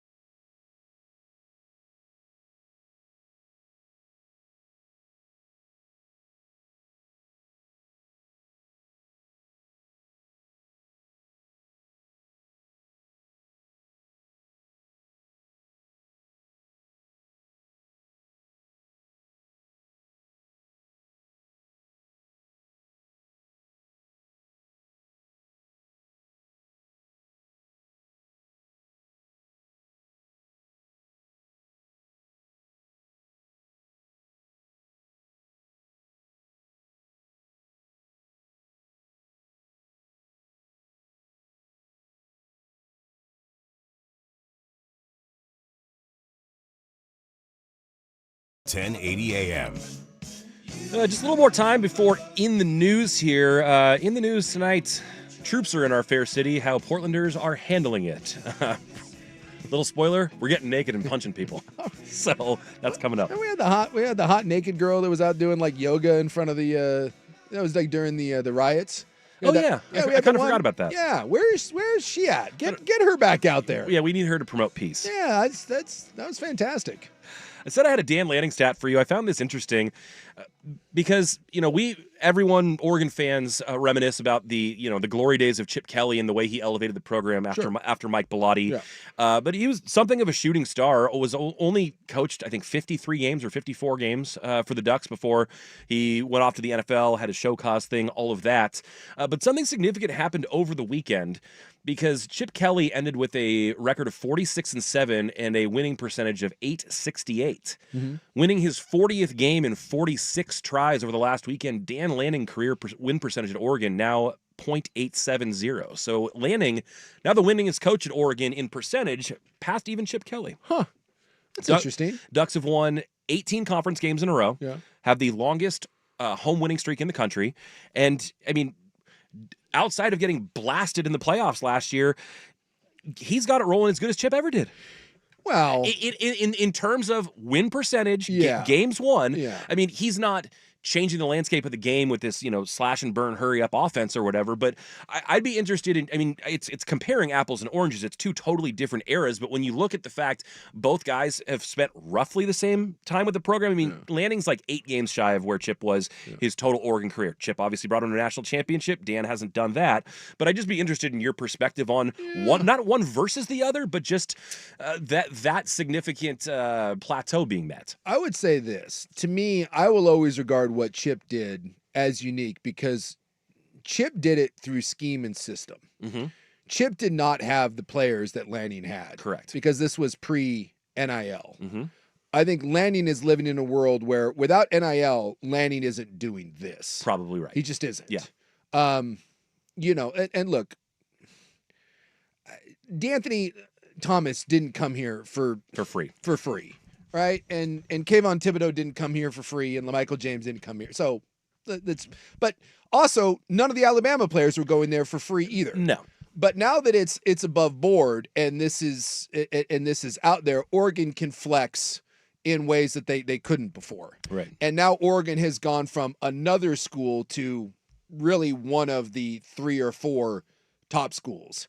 I mean, when you look at Ohio State, Texas, maybe the only other 2 schools with an as robust war chest and ability to not get outspent. Mm-hmm. That doesn't mean Oregon can spend whatever they want, but they are not going to be overspent. They're not going to be outspent. Right. And there's only other couple schools. I mean, even Georgia and Bama don't have the resources and the backing that Oregon does. So what Lanning is doing is different in the sense that he has been given more tools than Chip. He's been given like a bigger toolbox to work with. So I think what Chip did to me is more impressive, but I think what Dan is building is more sustainable. I think Chip was always going to be a little bit of a shooting star because he didn't have a curveball. Mm-hmm. His fastball was incredible. He had one pitch. And it was like something no one had ever seen before. Yes. And you've seen it now. Not that tempo has been erased from the game. It is no longer the advantage that it was. It doesn't put teams on their heels and get them rattled the way it used to. And so could Chip have lasted a little longer with better talent and the ability to go out and get guys? Absolutely. Would his thing been as sustainable? No, I don't believe it. So for the moment that they had it, what Chip did to me was more impressive. But what Lanning is building here is going to be bigger, it is going to be broader, and it's going to have more of a lasting effect than what Chip had. And so so in that question, there's 2 answers. One is better than the other. It's just depend on, do you want the snapshot or do you want the bigger picture? Yeah. I've said it. I believe unless something radical happens, there's some sort of scandal, there's some sort of, family thing or whatever, I do believe that eventually Dan Lanning will win a national championship here.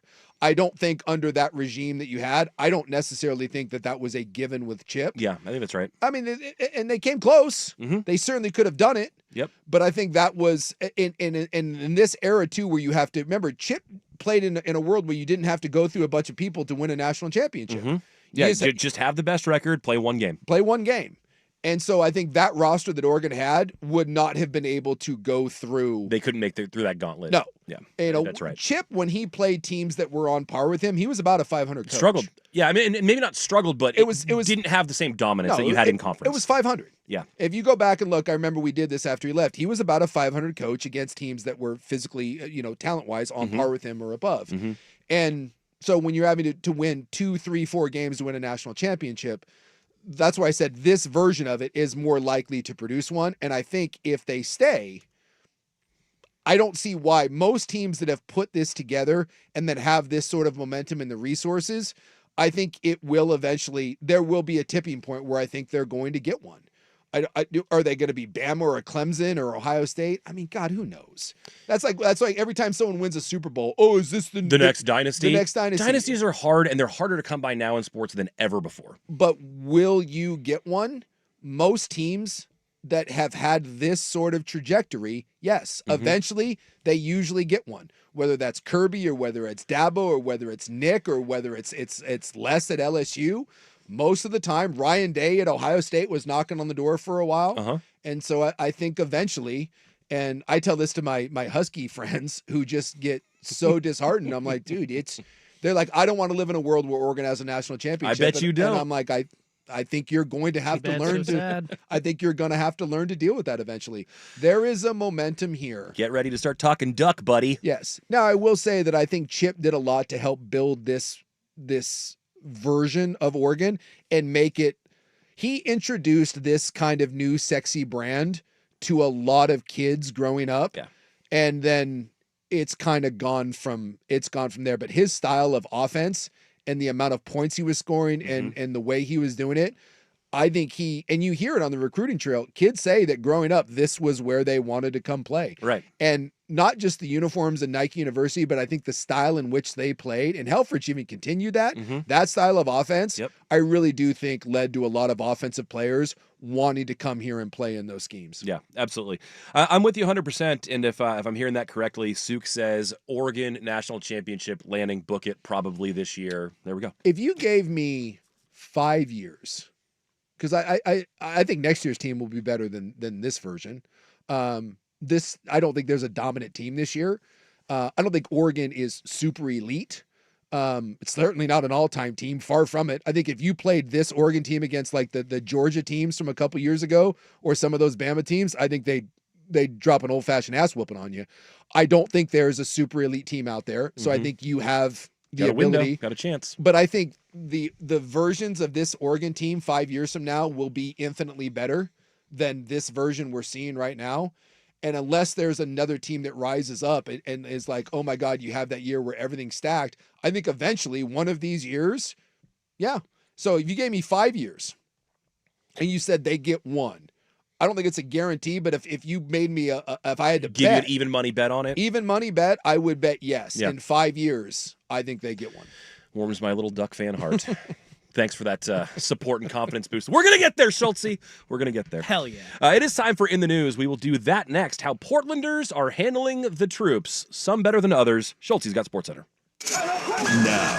Now, from the George McCoy and Warren Allen Sports Desk, a Sports Center update on the Fan Sports Network, 105.1 FM and 1080 AM. This update brought to you by Reynolds Defense Firm. If you've been arrested for DUI, you need a team of attorneys you can put your trust into. Call Reynolds Defense Firm today online at reynoldsdefensefirm.com. First on the Fan, a busy day at the MLB Wild Card. Already finished up, the Tigers punching their ticket to play the Mariners in the ALDS. They beat the Guardians 6-3. Catcher Dylan Dingler hitting a solo home run to give them the lead during that game. Of course, that ALDS series against the Mariners gets going on Saturday up at T-Mobile Park. Over in Chicago, the Cubs hosting the Padres. It's a winner-takes-all, and right now, all Cubbies going late into the game. End of the seventh, they just added another home run on a solo jack from Michael Busch. 3-0 lead over the Padres, and later on the Yankees going to take on the Red Sox. That winner moving on to face the Blue Jays. It's Connolly Early v. Cam Schleider on the bump. First pitch at 5 on ESPN. All games can be heard over on 910 ESPN as well. And Week 5 of the NFL getting going tonight. Thursday Night Football in Los Angeles between the Rams and 49ers. LA, an 8.5-point favorite. Kickoff set for 5:15 on Amazon Prime. More sports scores and stories in 30 minutes. I'm Schulte from the George McCoy at Warren Allen Sports Desk. Heard missing work.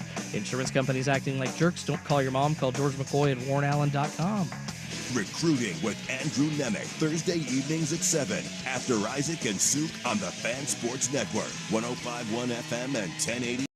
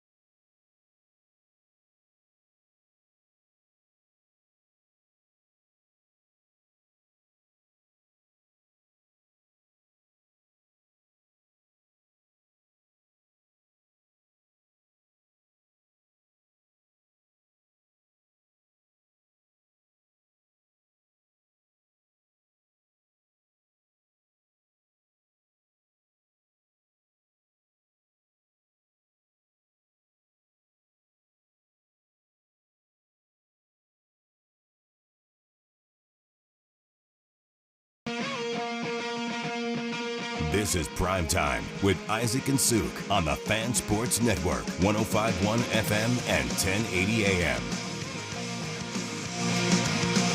Welcome back to Primetime, a Buck, Suk, and Schultze edition. It is Thursday, October 2nd. We're up against it. It is time for In the News. I am your stand-in, short-timing newsman going to a real news station just next week. You are about to be an actual real newsman. Kind of. I don't know that I'll be reporting it, but I'll be behind the scenes. You'll be behind the scenes disseminating important sports TV news That's to right. the fine people. That's right. A coin in the CW. Yeah. It is Name Your Car Day. Have you ever named a car? No, I'm not a car namer. I'm kind of a car leaser too. So they're not even really yours. No, I mean we have a Bronco, but I don't know. I don't think I've ever named a car. I've had buddies that have done it. Yeah, my mom's first car was a VW Beetle. She named Max. But do you have a car name? No, I don't have a car name. Chelsea, you gonna name your Miata when you get it? I don't think so. My Mia? wife has car Mia names. the Miata? Though. Yeah, right. I'll just call it Papa because that's why I drive it. There you go. Yeah, that's Big actually Papa. Yeah, it's just like it's never occurred to me to. Makes me think of Gone in 60 Seconds.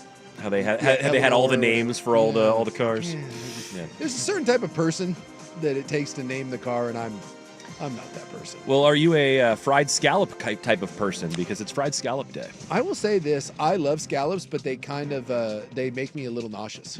Interesting. Yeah, so I got to be careful because I do very much enjoy them, but the BTJ kind of has to yell at me because if I I'll be like, oh, I'll just have one. She's like, no, you won't, you fat ass.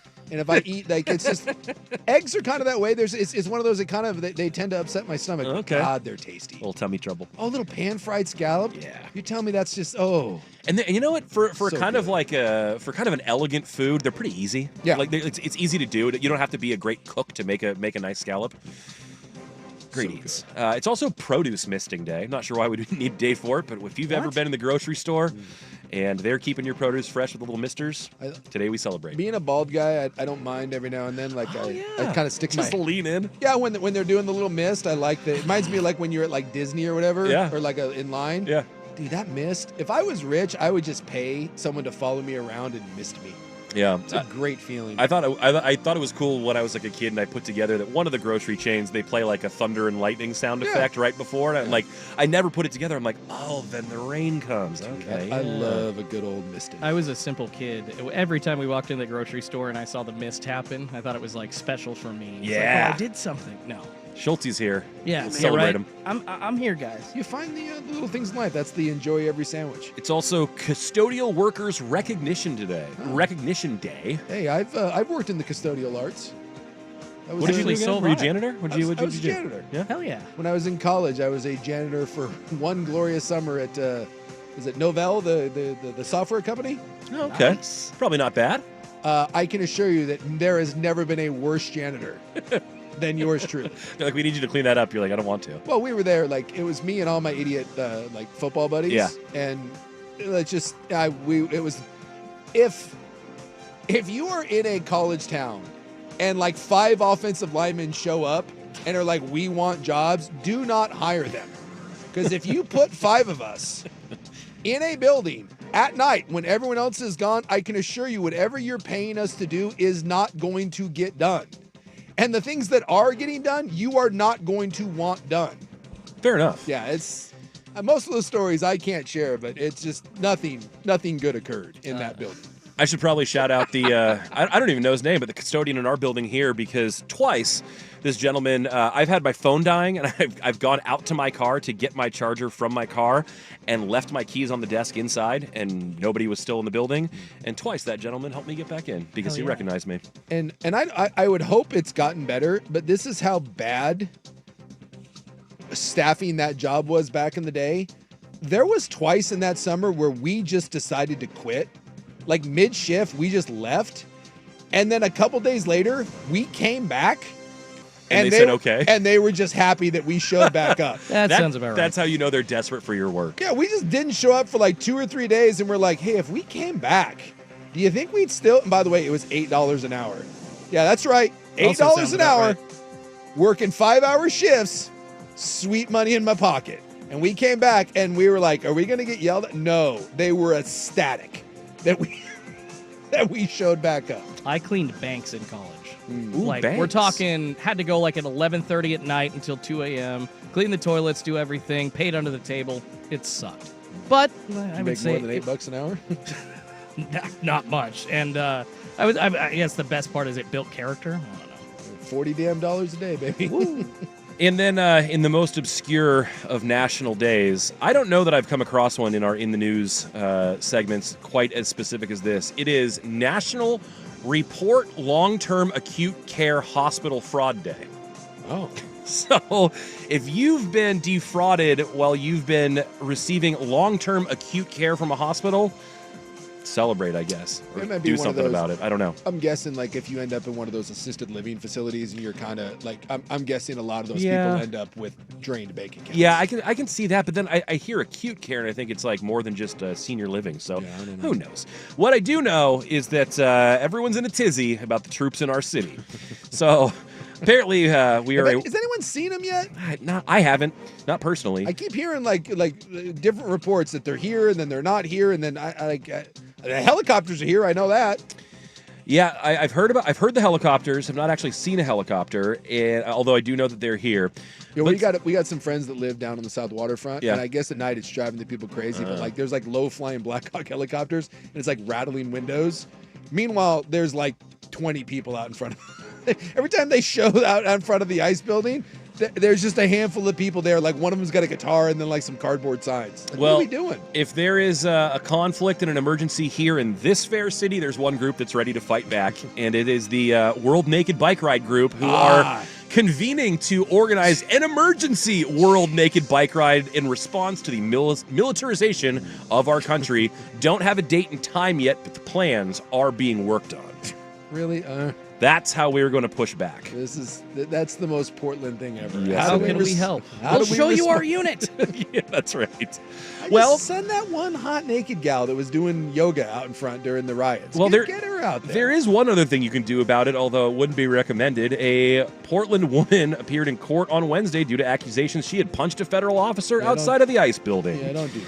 Catherine Megan Vogel, 39, faces felony charges for the incident. She was first detained by federal officers after she reportedly used red paint on the driveway of the South Portland ICE facility, right by where we used to work. Yeah. Officers then escorted her to the facility for an interview, and while they processed her, she punched one of them in the jaw with a closed fist. How about this? Just ignore them, and in 30 days or whatever, they go away.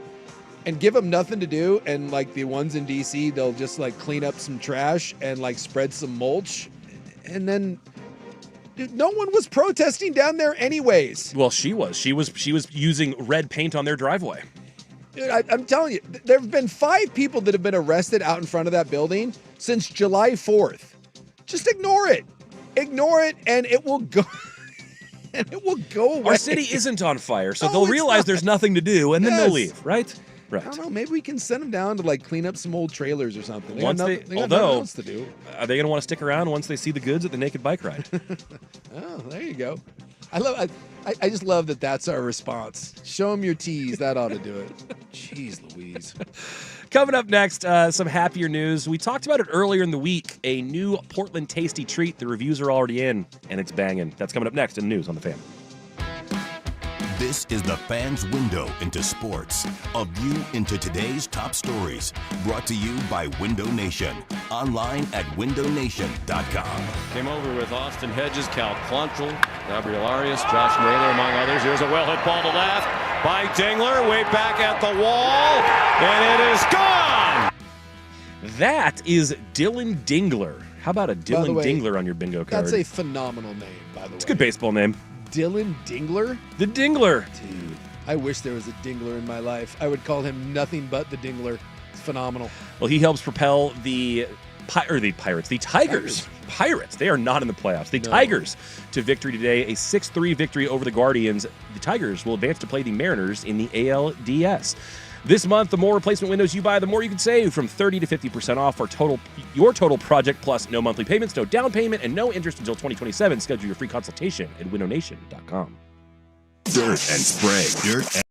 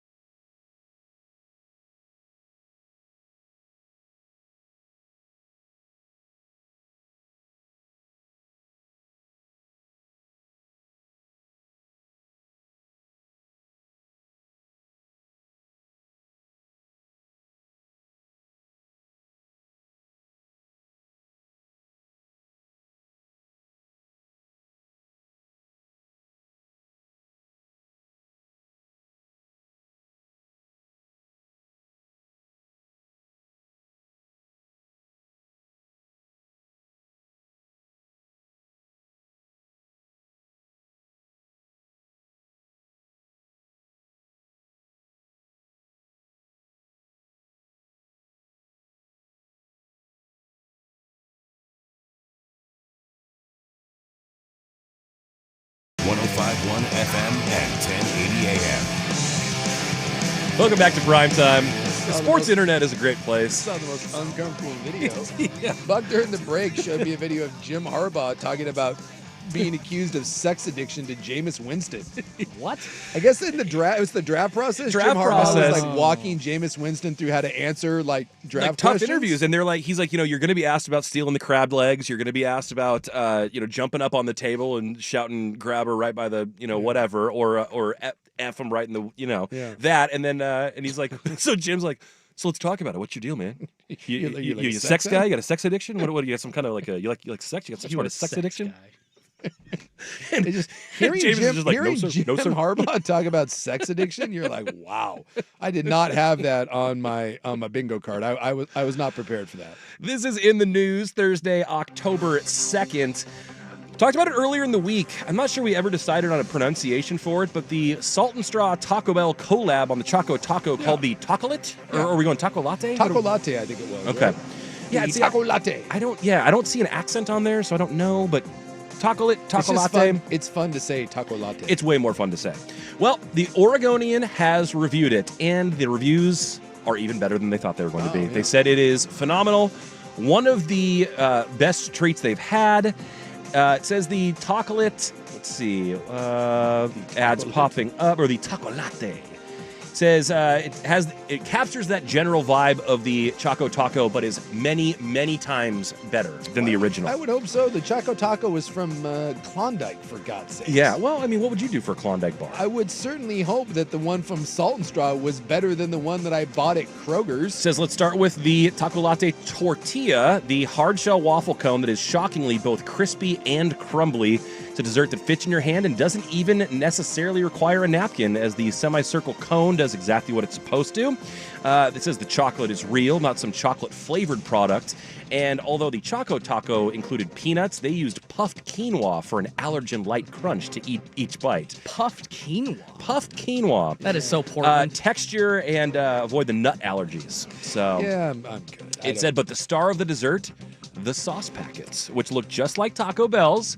And they said that the two sauces, one in the purple packet is a cinnamon berry, and the other an orange mango jalapeno sauce. I don't. That just sounds too elevated for my. Might be a little much, right? Yeah, for my Sauce? my dessert. If you want the best white trash dessert you'll ever have, go to the Space Room. Okay. This over on off of like Belmont. Go to the Space Room. They have a deep fried Smucker's Uncrustable Oh. with a Okay. scoop of vanilla ice cream, Okay.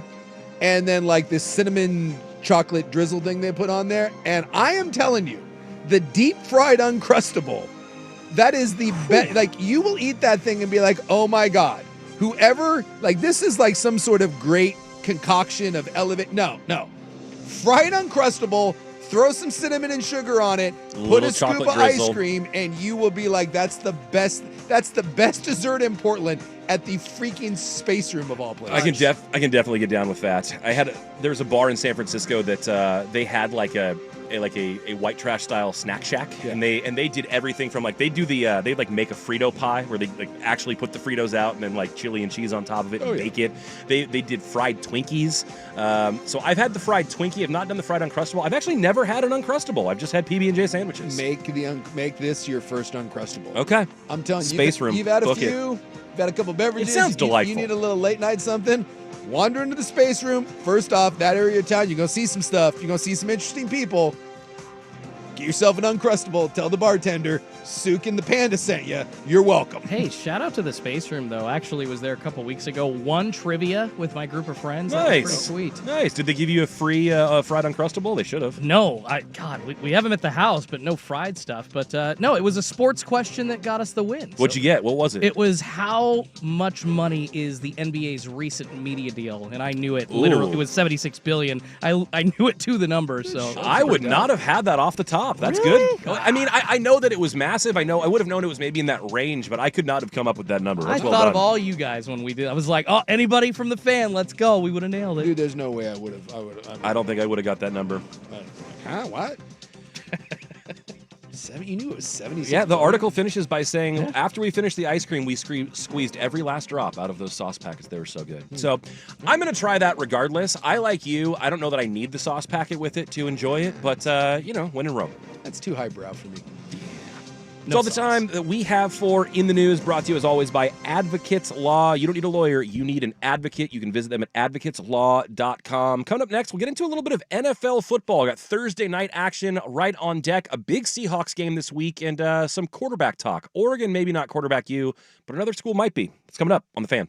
Hey, it's Isaac.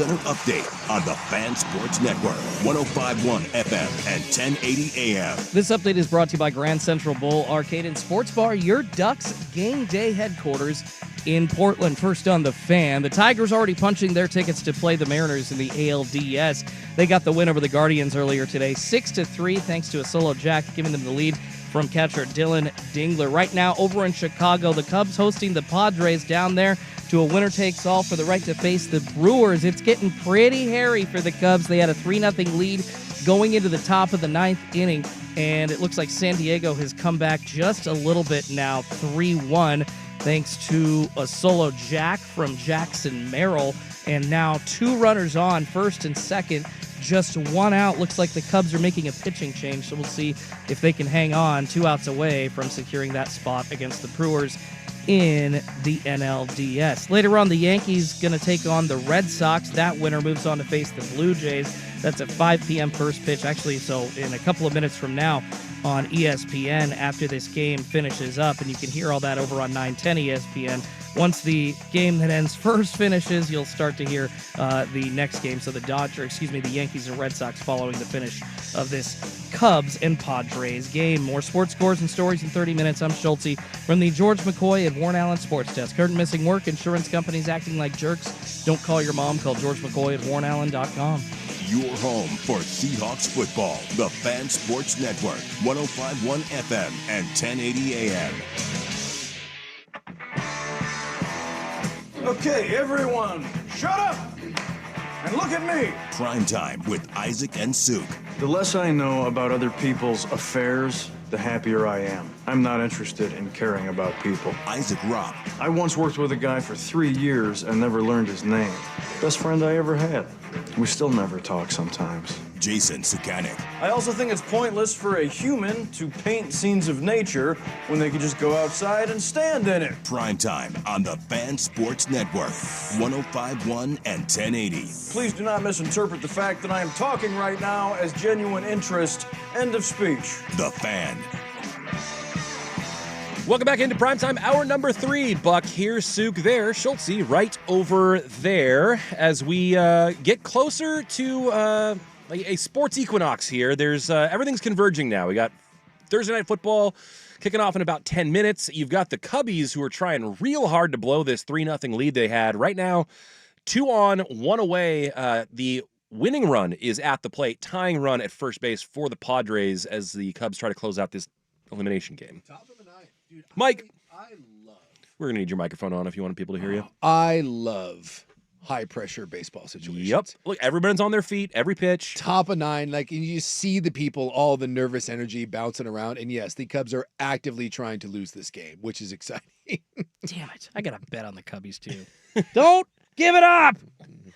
Wait, are you ahead of us, Schultze? Did something bad happen already? No, Okay. I'm like, I got $30 riding on this damn thing. It is- I'm emotional. It is weird because we have 3 separate TVs in here, and Just because of streaming stuff, they all get on different lags and buffers. I do this a lot because I like the little box that I have at home that I watch, my little streaming box that I have.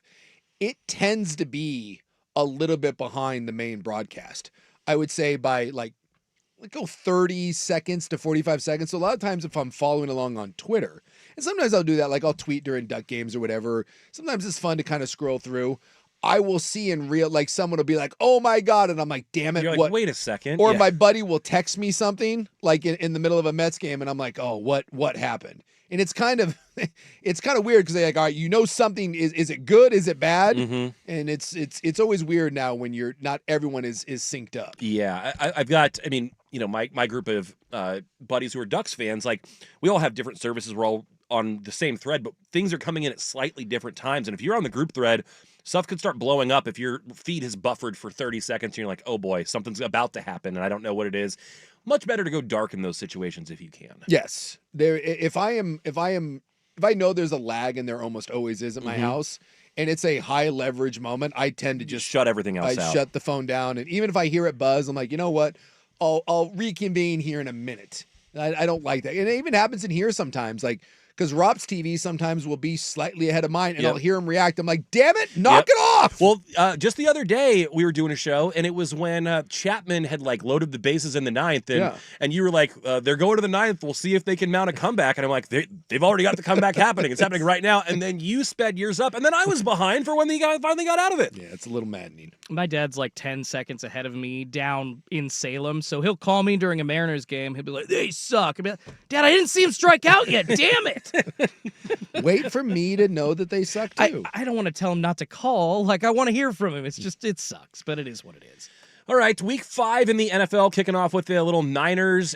Wait, I thought that was off the bat. A lot deeper than it was. Nope, it is. Oh, you got the ball game. You pulled the announcer. I sure move did. There. Oh, swinging a high fly You got ball. Dave Niehaus Well, right there. the other thing too is whoever the hitter was on that, he kind of stood and looked at it like he got it.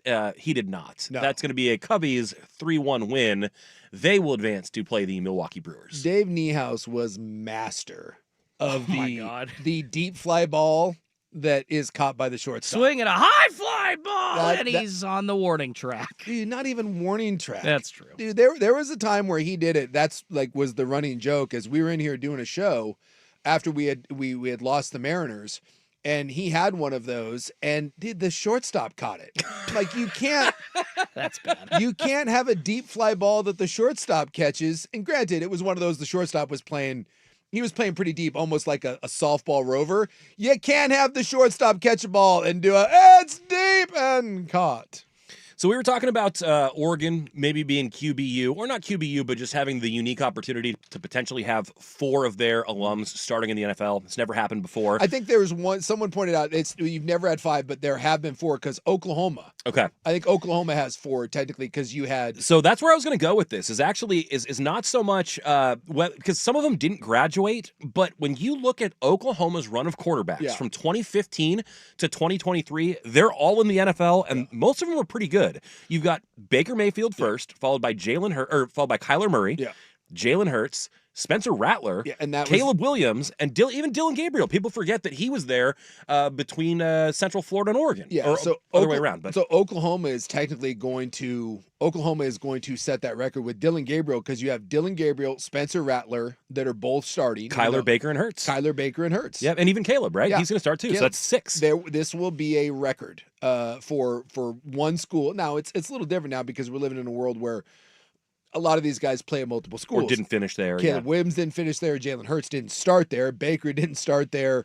Rattler was only there for a year before he transferred. Gabriel obviously didn't finish there. So you will certainly see some of this. I think you will see more of this because guys play for so many different teams. But Oklahoma is on the verge of having technically six starting quarterbacks in the NFL this week. Pretty wild. And Oregon damn near had 4 if Mariota was playing, but it sounds like Jane Daniels is going to go. And did Caleb win the Heisman? He did, didn't he? He did, but he didn't win it at Oklahoma. No. But I'm just saying, of those 6, 3 of them are Heisman winners too, because you have Baker, Kyler, and Caleb. Which is the weird thing about Lincoln Riley is, and I guess their offenses have been good at USC, but I mean, dude, he was the bee's knees for a while. Yeah. Like he was the coach, and NFL and all that stuff, and we'll see what happens with USC. I think they have a big one.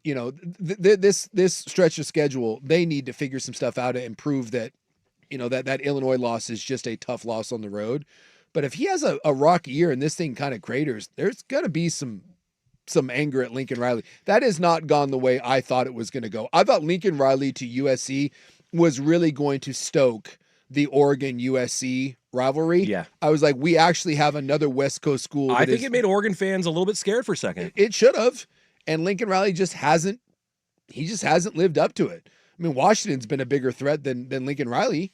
And now we'll see what happens to Jet Fish and all that. But I mean, we have not had a real West Coast team challenge Oregon in a while. And I thought that Lincoln Riley at USC would be that, and it has not. So I wasn't necessarily planning on going down this road, but now that you brought it up, I'm curious. What do you make of USC this year? They're 4-1. They just lost a really close game to Illinois, who was ranked. They haven't really played anybody: Missouri State, Georgia Southern, Purdue, and Michigan State. But they've handled them all. Like, are they?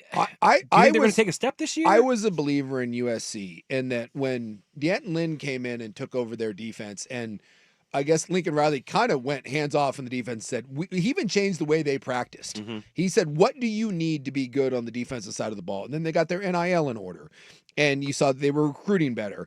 And I just eventually Lincoln Riley is going to figure out that offense. Like Lincoln Riley can coach. Like Lincoln Riley didn't forget how to coach offense. And USC always gets dudes on offense. Yes. So I really thought that USC was going to be. I didn't know if that was going to be a playoff team, but I thought USC was going to. I thought they were underrated this year. In fact, I said going into the year, if you give me the choice between Illinois, Indiana, and you give me Washington and USC, I said give me Washington and USC. Yeah. I think Washington's going to be a solid team. I think they'll be better than Illinois, and I think USC will be better than Indiana. And we'll still see what happens. I mean, it's early on. Well, we're going to find out a lot in the next 3 weeks, because we mentioned they just lost a close one to Illinois at Illinois, 34-32 the final. And now there's a bye. And then they have a bye, but then they have Michigan at home, Notre Dame, good, at Notre Dame, good, and even at Nebraska, who's starting to figure it out a little bit. So the next month is going to tell us a lot about them. And so USC, if you beat Michigan and Notre Dame, everything you want is still in front of you. Yep. Because Nebraska, Northwestern, Iowa, those should be games that you win. And then UCLA's at the end of the year, again, you should win. That leaves that Oregon game potentially, again, being even if you stub your toe against Michigan or Notre Dame or somewhere along the line. And Notre Dame wouldn't even be a conference loss. No. You still have the potential to that Oregon game be a massive game. Yeah. And it wasn't that you lost at Illinois on the road. It's the way you lost. They couldn't stop a nosebleed. And even though that thing is 32-34, the only reason that game wasn't a 2-touchdown win for Illinois fumbled twice going into the end zone, literally like at the 5-yard line. One of them was going into the end zone, and one of those, by the way, I didn't think was a fumble. So, like, they couldn't, and when they went down and scored, they were on about the 16-yard line with like a minute 50 to go. And they threw the ball basically into the end zone, and I was like, dude, that's a giant mistake. They have to bleed clock. The moment Illinois got the ball back, only needing a field goal with timeouts and a minute whatever and change, I'm like, this game is over. Yeah. Illinois put up 502 yards. I thought USC's defense was going to be better than that. And if this is the USC team, if this is indicative of who they are, if they're giving up 34 to Illinois, they're going to be giving up 40 plus to Michigan, Notre Dame. Yeah, then this is the same old. Yeah. And USC will be good because their offense is good and they will score points. But I just that's why I thought last week the USC loss was one of the more disappointing losses. Not that they lost, the way they lost. Yeah. And that was vintage USC. Look good on offense, couldn't stop a nosebleed, and just the lack of toughness and the lack of physicality at the line I thought was alarming. So I won't write anyone off, but I have big concerns. Tough time seeing it. I have a tough time seeing it, especially a team like Indiana that manhandled Illinois. I mean, manhandled them. And I know Illinois is a good team, and there's pride. And you can't do every week they're expecting them to do that. But you shouldn't have been beaten up at the point of attack by Illinois if you're USC. Yeah. Well, we will get to the NFL slate coming up next. An interesting quarterback battle. Baker Mayfield, Sam Darnold, former teammates squaring off in Seattle. Got a little audio from Baker on what those glory days back in Carolina meant to him. Also, I've got a couple interesting statistical nuggets. One that'll floor you, one that won't, but is just as ugly. We'll get to that coming up next. Primetime on 105.1 The Fan. Seahawks football is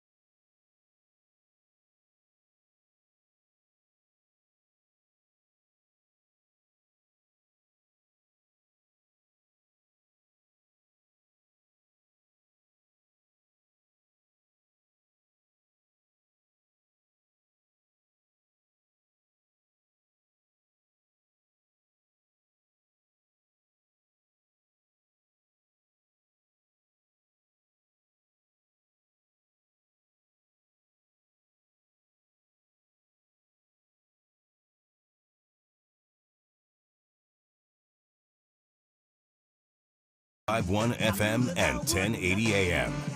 Welcome back to Primetime. Buck, Sook, and Schulte. I was getting my, I was about to call you Shook and Sultzy. That wasn't going to work. The old Shook show. The old Ishak and Shook.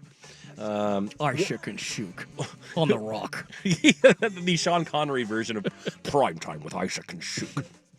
Watching the Niners get started here on a 1st and 20. They picked up about 40 with the former Portland area prep star Kendrick Bourne, who the Niners wide receiver position is such a disaster. I think they went into the year missing 4 of their top 5 guys. Ayuk still hurt. Now Pearsall and Jawan Jennings are out, so you got 1, 2, and 3 all out. 2 weeks ago, they had to sign Kendrick Bourne to the practice squad, and now he's on the active roster, and he's making plays. But the 49ers threatening here early. I don't see how they hang in this game. We're just a much deeper, healthier Rams team right now. But I mean, so this would be a masterclass by Kyle Shanahan. I'm looking here. So they've got what? Demarcus Robinson, Kendrick Bourne, Malik Turner. I don't know who that is. Like tight end Jake Tonjes. Hey, I love Tonjes, old Tonjes. He's out there. Look, if they find a way to do this and they find a way to beat the Rams on a Thursday night, this will be the greatest Kyle Shanahan performance of all time. Well, the Rams defense is like a top 5 defense in the NFL, basically on every metric. The trend's not in Shanahan's favor. I saw a stat yesterday that when he is an underdog of 6 points or more as the 49ers head coach, he is 1-19. Yeah, they just scored, by the way. They just put one in. 7-0 McCorkle Jones. Look at that. I think it's Shanahan too. Like, and it's Tonjes, your boy. Is that Tonjes? Yeah. Look at Tonjes out there making plays, baby Billy. Great on script. And again, that's opening drive script stuff. Yeah, so we'll see what happens midway through the second quarter as it goes through. But this is why, like, backup quarterbacks, we mentioned yesterday, I think 51 quarterbacks have played already this year. Yeah. This is like, we live in a world now where, the quarterback is more protected than ever, but we still end up with 60-plus starting quarterbacks every year. And having a guy, whatever you think of Mac Jones, having a competent quarterback that can play in a system, and this is the other reason why some people like the Shanahans of the world that run a very structured system. You look at like what Cincinnati's doing, you can't replicate what Joe Burrow does. No. They give him so much on his plate. You need his arm talent. Yes. The way he reads defenses, fits into windows. That's not quite the same with Shanahan and the Niners. No, Shanahan is more of a dude. I'm going to ask you to do A, B, or C, and I want you to do A, B, or C. Yeah, this isn't you figure it out. This isn't you pick the read. I want it here. If you can't get it there, I want it there. If you can't get it there, then over here. And, when you get a guy that's competent like Mac Jones, and I know no one loves Mac Jones, but that is not an untalented guy. Hey, that's Kyle Shanahan's guy. Yeah, you can kind of ham and egg your way. We'll see what happens as this game goes along, but he has done this over the years with, I mean, you look with Nick Mullins, did it with CJ Beathard. Yeah, they have found a way to kind of do, and they've done it with Garoppolo. They've done it with they did it with Purdy. And I know like it's kind of gone on and elevated now with Brock Purdy. He's a much better quarterback than anyone gives him credit for. But there is something to the Shanahan system if you don't muck it up. So they're not going to beat the Rams, but I wouldn't imagine so. Do you guys think more people are watching Thursday night or wild card Boston Red Sox v. New York Yankees classic sports matchup? I mean, I would bet that you will be wrong. The NFL will double this number. I think what about in New York and Boston? Well, that'll be obviously. But everywhere else it'll be football, right? Yeah. Dude, I will bet you this Amazon broadcast will double, and in fact, it may triple. Amazon, and I know this isn't the sexiest matchup. Some of these Amazon games get monster numbers, and I know Red Sox Yankees in New York and Boston are going to get huge numbers, but from a national standpoint, dude, this ain't getting 10 million people that are watching this game. And I'll look up and see what game 2 did in this, but I will gladly tell you that I would take the bet that the NFL number will double this. Well, we got an interesting one at Lumen Field this weekend between the Seahawks and the Bucks. Both teams 3-1. Both teams with a real shot to win their division if things go their way this season. You're getting a quarterback battle of guys that were former teammates in Carolina, Sam Darnold and Baker Mayfield, who have both gone on to do bigger and better things with other franchises. But I thought this short clip was funny, so I had Schultz pull it.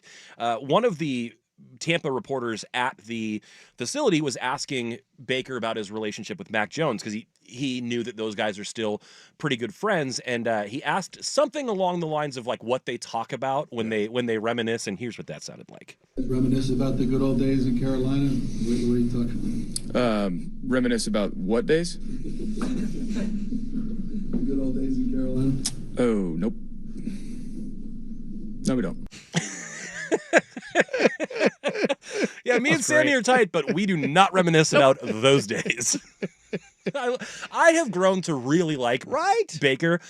For me, he's kind of like the player version of Lane Kiffin. I just used to think he was kind of this, I don't know, like too full of himself, a little bit too hot-headed. And just as his career has gone on, I've grown to respect him and like him a lot more. I don't know if it's because he's matured or if we just aren't getting up in arms about him doing underwear ads with tigers on a leash or whatever, but I like Baker. Well, one, he's taken his lumps. Yeah. And he's kind of resurrected himself. And I just think we appreciate, there's not many guys like him. In a world of very polished, kind of Russell Wilson types, or the very quiet Jalen Hurt types, or the over-the-top obnoxious, if you will, superstar receiver. I'm trying to think if there's a quarterback that's really kind of abrasive like that. Not necessarily one coming to mind. A Cam Newton, if you will. Sure. I mean, some people have their issues with the way Rodgers handles stuff these days. Yeah, he's pretty douchey. Baker kind of fits this. He kind of fits the old Brett Favre model without the sexual assault and grifting Mississippi public funds. Yeah, there's there's just an everyday, and one, he doesn't look that physically imposing. He looks like an everyman. And yet he's out there running around, kind of playing some of that freelance style, a little backyard ball. Yeah, so we love a cowboy, right? We love the John McClane, John Wayne. Yeah, give me a gunslinger. America loves a gunslinger. And there's an element of that and his style of play is fun, because the Baker Mayfield experience is it's a little chaotic and it's a little rocky. I mean, led the league in interceptions last year, but it'll also throw you 40 touchdowns and get you to the playoffs. So then, specific to this matchup, then, I think this is one of the better matchups of the weekend in the NFL. How do you see it as far as the challenges that Baker either provides for the Seahawks defense, which has been really damn good, and then on the flip side, I know that Tampa's been a little bit banged up, and it feels like you can score on them. But I mean, how do you see this matchup? A lot of it to me will come down to the O-line health of Tampa, right? Throughout much of this year, Tampa's been playing with 4 backup offensive linemen. Is Wirfs still out? And that's what I need to see and take a look and see what their health is. I mean, their best offensive lineman was their center, and he was out playing left tackle. Yep. And so the Buccaneers can be a little feast or famine. Like, if you look at, they were getting run out of the building against the Eagles, and in the second half, they came roaring back. You know, the 3 Buccaneer wins, the Falcons, Texans, and Jets, there's not a lot there that kind of gets you excited. Whereas now Seahawks, Niners, Lions, this is going to give you a little more test. The Buccaneers are a good team, though. And, no Mike Evans. So, yeah, it's a beat-up squad. I think Tampa, if they can actually get back and be healthy, I think Tampa Bay is a sneaky contender. Seattle is building a legit defense. I think they are, speaking of teams that haven't done anything, lost to the Niners, and then they've beaten the Steelers, Saints, and Cardinals. I mean, there's a little bit of, this is kind of proof in the pudding for both squads. The only real 2 teams that either squad has played, they've lost. And both of them were close losses. They gacked one away against the Niners week 1, and Tampa threw an interception at the end that could have changed the course of that game against Philadelphia. So I think this is a really, really fun matchup. And I think the 2 teams are fairly similar in that they're good, solid teams. You think they're playoff teams, but I don't know if you can trust either one to be a contender. But I think the injury problems that Tampa has, I think there's a little bit of, to me, where I lean towards Seattle here, just because of the injury thing. I'm still not convinced that the Seattle O-line is worth a damn. Yeah. And I'm not convinced that when push comes to shove and Sam Darnold has to play in 3rd and long situations, that he is going to do that. Whereas Baker, I do think you have that trust. So in this game, I'll take Seattle. If you ask me which of these teams long-term this year I think is the more dangerous team, I think I would take Tampa Bay. And of note, if you're reading the tea leaves, at least on social media, Tristan Wirfs posted to his Instagram story with a return of the Mac playing and a photo of him from practice. So if you're to believe his IG, it sounds like at least he thinks he's going to play, even though he's listed as questionable. They just need to get some guys back healthy. And, when Evans comes back, when Wirfs comes back, when they get some of the defensive bodies, Tampa will be there in that division, and I think Seattle will too. I think these teams are very, very similar. I think Tampa maybe is a little further along in their development. And honestly, I think we trust Baker a little more right now than we trust Sam Darnold, who has looked really good, but he's also he's been able to do it in the confines of a very nice system. I want to see what happens when someone really stuffs Seattle's run game and they're not getting special teams and defensive turnovers. Kind of like what we saw last year in Minnesota. Sam Darnold won 14 games last year. He won it with one of the best and most creative defenses in the NFL, and which is also why Mike McDonald brought him in. Yeah. What's Mike McDonald's? Mike McDonald is literally trying to build the Minnesota Vikings. Yes, he is. That's what he's trying to do. And so you're like, well, they won 14 games with Sam Darnold. I don't think Seattle can win 14 games, but it's a very similar sort of situation. And so if my question isn't that Seattle can beat average to bad teams. Can Seattle beat the better teams in the league? And so far, we don't know the answer to that. We just don't. And by the way, it's a very soft schedule. Jags, Texans, Commanders, Cardinals, there's the Rams, but Titans, Vikings, Falcons, Colts, Rams, Panthers, Niners. Incredibly manageable. This schedule is set up for the Seattle Seahawks to be an 11 or a 12-win team, go into the postseason, and then see what happens. And hopefully Sam Darnold doesn't revert to the Sam Darnold we saw against Detroit at the end of the year when the division was on the line, and then in the postseason. Yeah, I'm looking at the head-to-head stats. By the way, Seattle is favored by 3.5 in this one. Yeah. Also, Sam Darnold, 905 passing yards on the season. Baker Mayfield, 904. Yeah. Just an odd oddity. And also of note, maybe to Oregon fans, Bucky Irving questionable for this game. I guess he's dealing with a foot injury or ankle injury, and the Bucs have a little bit of the Niner thing going on. A little bit. Again, the last 2 weeks, they have played with 4 backup offensive linemen. And the one offensive lineman they did have, center, moved out to left guard.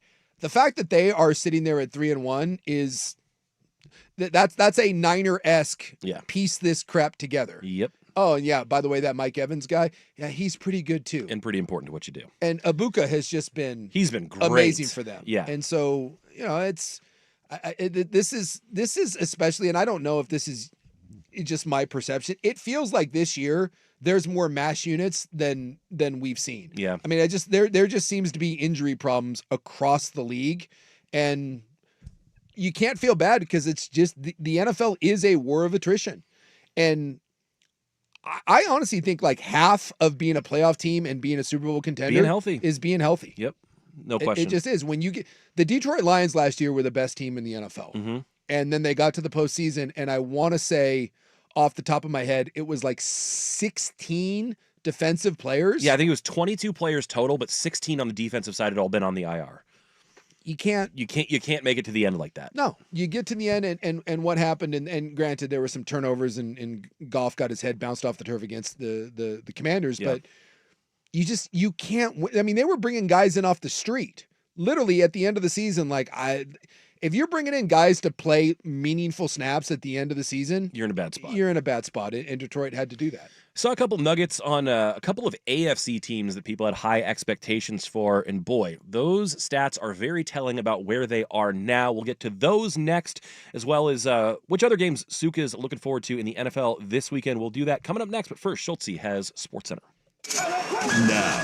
Now, from the George McCoy and Warren Allen Sports Desk, a Sports Center update on the Fan Sports Network, 105.1 FM and 1080 AM. First on the Fan, the Tigers punching their tickets to play the Mariners in the ALDS. That was the start of the final day of the wildcard round in baseball earlier this afternoon, beating the Guardians 6-3 thanks to a solo jack from Dylan Dingler. That series against Seattle gets started up at T-Mobile Park on Saturday. Over in Chicago, the Cubs advancing to take on the Brewers in the NLDS. They had a 3-1 win over the Padres today. Michael Busch with a solo jack, along with RBIs from Dansby Swanson and Pete Crow Armstrong. Right now, back in the American League, the Yankees hosting the Red Sox. The winner moving on to face the Blue Jays. Right now, going into the bottom of the second in New York. It is still scoreless. Schleider so far for the Yankees, though, 3 strikeouts to this point. Thursday night football between the Rams and Niners happening down in Los Angeles right now. Just getting going in San Francisco, up 7-0 with 6 minutes to go in the first quarter. Mac Jones already throwing a touchdown pass for San Francisco. More sports scores and stories in 30 minutes. I'm Schulte from the George McCoy at Warren Allen Sports Desk. Hurt and missing work, insurance companies acting like jerks. Don't call your mom. Call George McCoy at WarrenAllen.com. The home of Primetime with Isaac and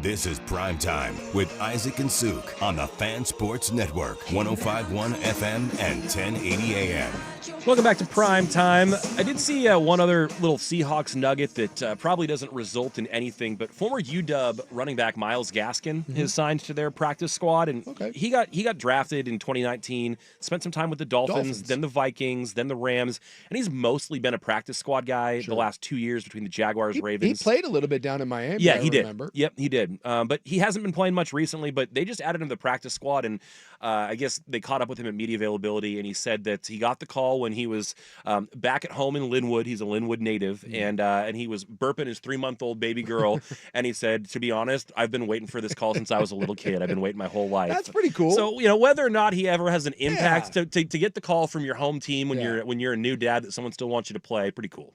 Well, and again, in this world of the running backs in Seattle, one, not the most healthy crew of all time, and Seattle wanting to run the ball 40 times, maybe you get a crack. Yeah. By the way, we looked it up. Game 2 of the Red Sox-Yankees, 6.5 million people was the average viewership. By the way, actually pretty big. Yeah, it was the largest. That was the I think they said the biggest wild card number in like four years or something. So it was a big wild card number. And I'm assuming Game 3, elimination game, will do more than 6.5. Like 8, maybe? Yeah, let's say 7.5, 8, if you will. The Thursday Night Football so far this season is averaging 15.5. So yeah. And by the way, that's on Amazon, a subscription service. You got to pay for it. That, like, old people don't know how to work. It just goes to show you there is nothing in this country that can sniff the National Football League. I mean, they could even put this on ABC. It's a freight train without brakes. It is. Nothing wouldn't help. And by the way, the Niners offense right now looks pretty good. McCorkle! They are just rolling. They easy touchdown on the first drive, and now in the second drive, they're rolling like inside the 20 now. Mac is 9 of 10. That's insane. They're just cruising down the field. This is going to be like that year that the Mariners just kept losing guys. Just get rid of all your talent and you just keep winning games. That's the key, is just get rid of all your receivers, get rid of your quarterback, and you're fine. Yeah, they're at the 25 now. We were talking earlier in the week about some of the AFC teams that have already fallen short of expectations. Obviously, you have the Chiefs, who kind of got right last week against the Ravens who are really struggling. Also, obviously, the Bengals, who are now without Joe Burrow. And I saw a couple stats that really stood out to me. One of them, because we were talking about how the Ravens, in theory, could still get back in this race just based on what their schedule is ahead. But there's one thing that after hearing the stat, I think clearly has to change, and it was kind of stunning to me. So they run the ball. Yeah, I saw this one. You saw this? So it's alarming. On first and second down, they run the ball at a 6.0 yards per carry clip with Derrick Henry, second best in the league. It is second best in the league on early down runs, first and second down. And yet, the rate at which they choose to run the ball on first and second down, dead last in the league at 32%. What's happening there? I don't know. There is a weird thing. The Ravens are also the squad. Remember in the playoff game? The Chiefs game, yes. That's what I was going to go back to. Absolutely. I will never understand in that Chiefs loss. That was the number 1 rushing offense in the NFL. And I think in the second half, they ran it. And by the way, that was like a 1-score game. They ran it to their backs like 4 times in the entire second. It was the most perplexing game plan I've ever seen. And Todd Monken is a really good OC. I don't know what that is. And is it like outsmarting yourself? Like you think because we're so good at the run, people are going to load up and I have to zig when they zag? Like I don't get it. I don't know. And then I had the idea of maybe they're running into maybe on first and second down, teams are stacking boxes. But if they're stacking boxes, why are you running it at 6.5 yards a carry? Or are you not running it because you are seeing loaded boxes? And then when you do see a light box, when you only see 6 or 7 in there, is that when you're running? And that way you're having success. So sometimes I always try to be careful. When deeper statistics might tell a different story. Exactly, but it does appear to be alarming that happens. And the Ravens do have a tendency at times to get too cute, and I think it's one of the things that kills them in big playoff games.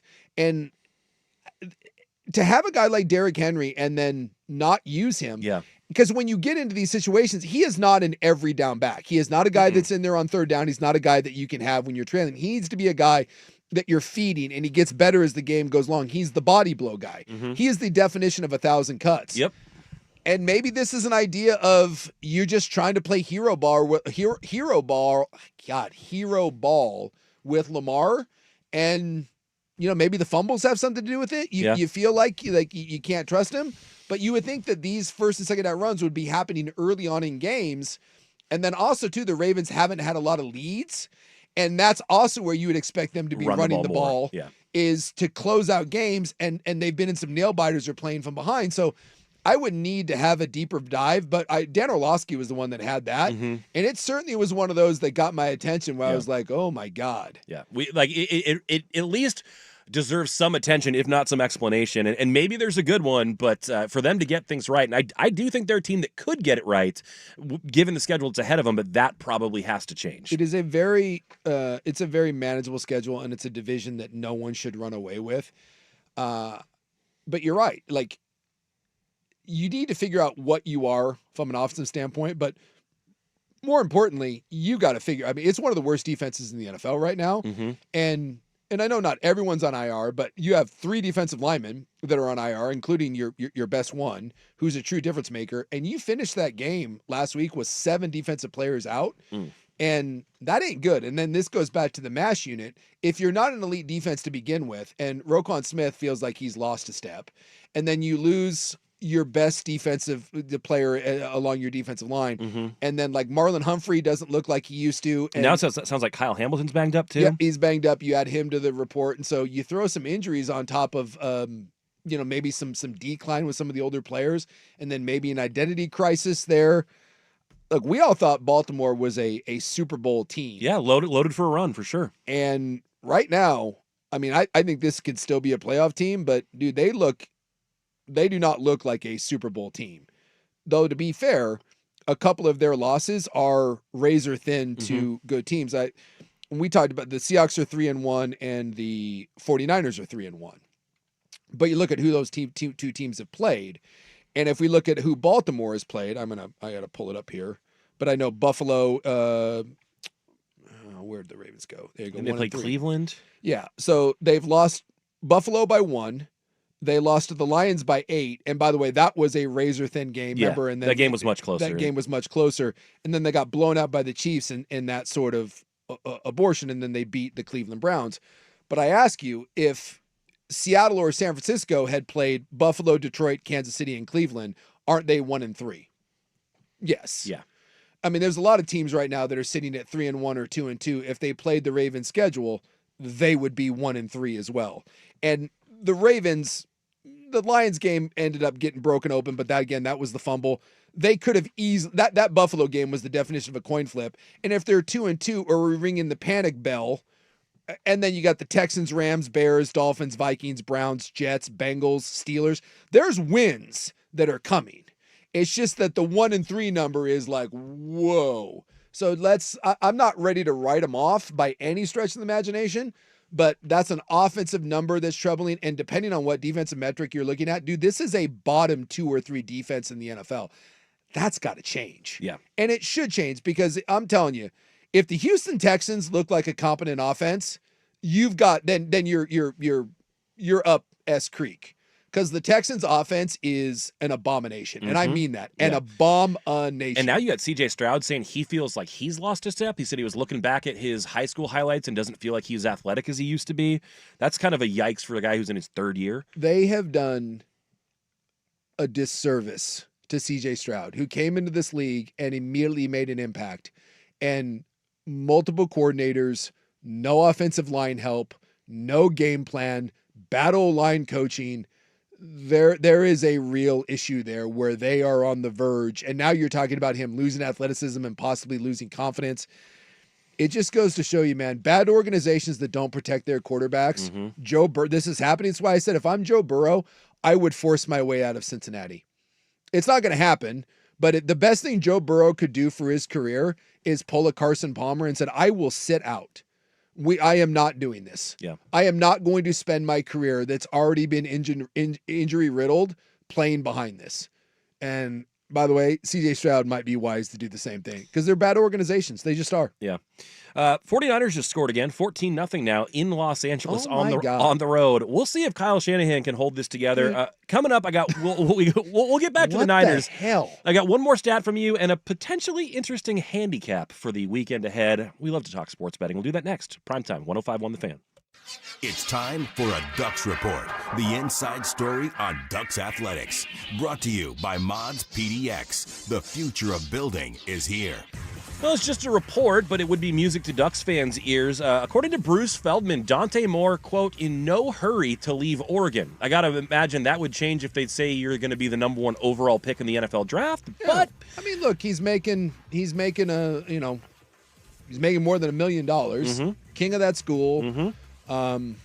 Learning, developing, but yeah. If we believe Dan Lanning, he doesn't want to be in a microwave society. Slow cooked meal for Dante Moore. If you're quarterback number 1, you gotta go. You gotta go. But you never know. I mean, we've seen some quarterbacks that have rejected that and come back. So yeah, I remember when Matt Barkley did that and then got drafted in the 2nd round. Barkley did it, and that's why you got to be careful. Yeah. If you're going to be quarterback number 1, I think you go. But again, long way to go here. Let's not cart before horse.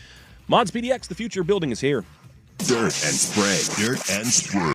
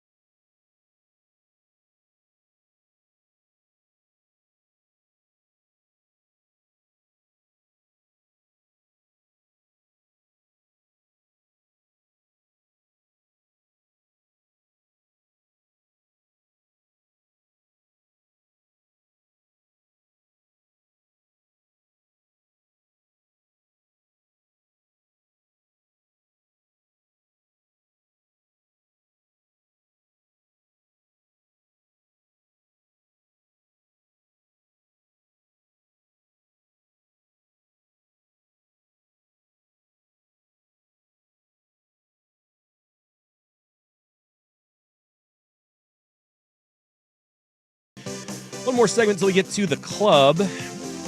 I do this sometimes when I'm sitting in with Suk. I've got a bit of a choose-your-own-adventure for him, a number of news stories that came up. I like a little Hardy Boys adventure. And we also have to get back to one item that we didn't get to yesterday, the Ghost Pepper Mile, or Carolina Reaper Pepper Mile. I don't think we got to that. I'd like to hear about that. And I want you to take on more racing challenges is what I want. You know what? I think I will. I almost did one in August, and then I was glad I didn't because it ended up being like 100 degrees. A lot of big talk out of you, Buck. Yeah, a lot of almost. Rob called it. When you did your sprint tri-climb. I will be doing another one. And that's what you said, and Rob was like, no chance. It's a one and done. And I would like to point out, since then, what have you done? I've been running. Really? Yeah. When was the last time you ran? Last week. Yeah. Not this week. Yeah. Also, my gym that had a pool closed, so I've not been swimming either. Interesting. Need to change that. That feels like that second triathlon is right around the corner, buddy. Any day. One more stat that stood out to me. We talked about how the Ravens might be able to right the ship and get things back on track. Yeah.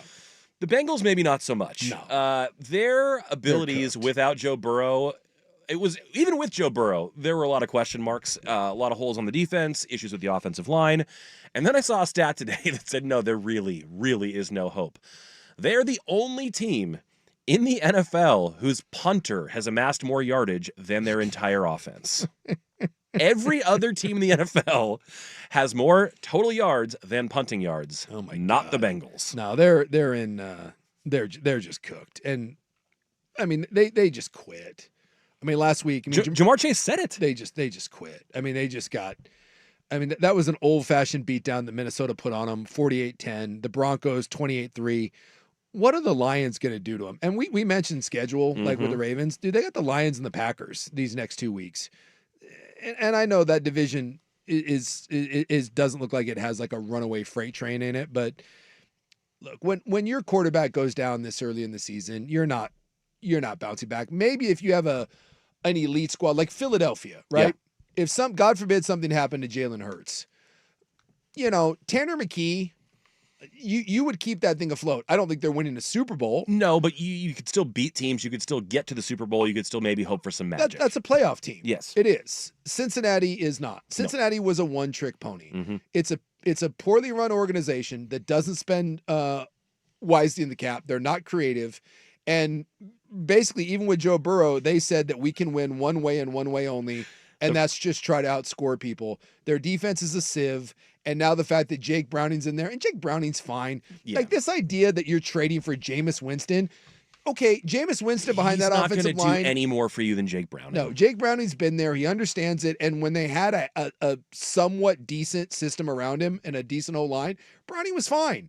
He played decent ball a couple years ago. But this version, what they have, dude, they're going nowhere. Speaking of going nowhere, the Rams just fumbled it away to the Niners, who are going to have the ball with a chance to go up 21-0. How many people in Survivor picks went with, I have 2 Survivor picks. One of them's the Lions this week. The other is the Rams. Yeah. Well, I mean, the Rams have looked like a Super Bowl team, and the Niners have nobody. Yeah. And it's a short week. Mm-hmm. Thursday Night Football on the road. Mm-hmm. I mean, my God, this is why the NFL is king. You just never freaking know. And by the way, how much you want to bet this still ends up being a one-possession game? Probably. With 5 minutes to play. Yeah, I think that's entirely possible. The one betting handicap that I'll be looking at closely this weekend involves the Cincinnati Bengals. I got this from my buddy who I frequently bounce betting thoughts off of. He's the one who said he thought he'd found an edge in the WNBA, so I take what he says seriously. Yeah. He said that he is looking at David Montgomery props for Detroit this weekend, and here's the reason why. Okay. He's from Cincinnati and has never played there. Not once in his NFL career has played there. He's got hundreds of friends and family showing up. His sister was in a car accident last year that paralyzed her, and she will be at the game as well. Oh, geez. The thought being, Dan Campbell lets him show out in front of his family and friends. Bet on David Montgomery for at least a touchdown. Oh my God, that's tasty. By the way, Mason, the Vikings running back, he averaged 7 yards a carry and had 2 touchdowns against this Cincinnati defense. Mm-hmm. So, boy, if you like a narrative-based play, and I frequently do, it has nothing to do with the analytics, just to give the hometown guy a crack in front of all of his friends and family, first chance he's had to do it, I like it. Dobbins averaged 6.5 yards a carry against him. Harvey, their backup. Yeah, the Broncos ran for damn near 200 yards and 5.5 yards a carry. And with Gibbs and Montgomery, they should be able to do whatever they want. Yeah. Let's ride this together. Let's do it. Let's do some David Montgomery props. All Sonic right. and Knuckles, baby. All right, yeah, and it's his over under for yardage is like 50. He can get that. Let's go. Maybe parlay them together if you're feeling frisky. Also on a Not financial advice. No, but I'm gonna do it anyways. The other fun nugget that I saw in the world of college football, someone tweeted this out. I think it might have been Josh Pate. Texas and Florida play this weekend. Yep. Texas is the 103rd ranked third down offense, and Florida is the 123rd ranked offense. Jeez. If you ever wanted to watch Iowa play Iowa, I give you Texas v. Florida. And if you want to know narratives mean nothing, think about the way we talked about Lagway and Arch Manning coming into this season. I already kind of liked the under in that game just because we haven't seen Arch do it yet. It's in the swamp. And frankly, the way Lagway has been performing, it doesn't seem like they've been putting a lot of points on the board, turning the ball over and whatnot. That seems ripe for the under. So I'll be staring that one down as well. The other spot, we talked about it a little bit yesterday.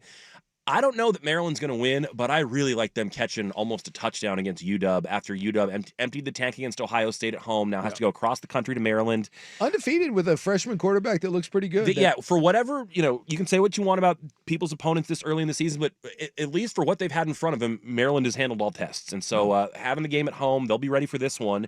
And, I don't know that they're going to beat Washington, but I think catching all those points from Maryland could be tasty too. Buck just spilling out. It's his final show host. That's He's right. like, I got my notes. Victory lap. Those are Buck's handicaps for the day. Not financial advice, but the club is coming up next where we will do a choose your own adventure, the Carolina Reaper Mile, and also going to add to that the Taco Bell Marathon that I saw today. That's all coming up in the club on the Fan. From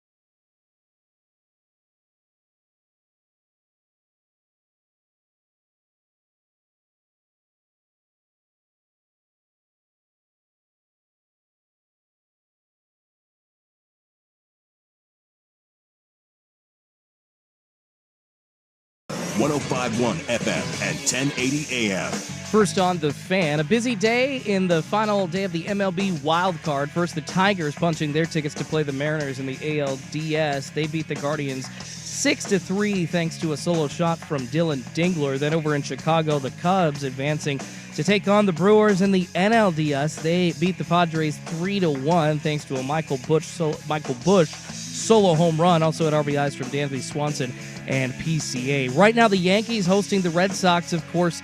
They are playing for the right to play the Blue Jays in the other ALDS, and it's still scoreless right now in the top of the fourth. It's been quite the pitcher's duel so far.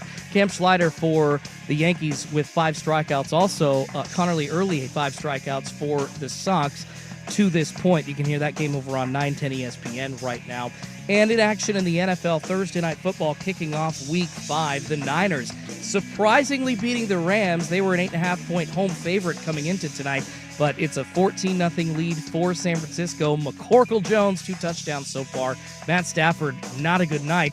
Only 5 passes thrown and a fumble given up to the Niners so far. More sports scores and stories in 30 minutes. I'm Schulte from the George McCoy at Warren Allen Sports Desk. Heard missing work, insurance companies acting like jerks. Don't call your mom. Call George McCoy at warrenallen.com. Sports Saturday with Joe Fisher and Rashad Taylor.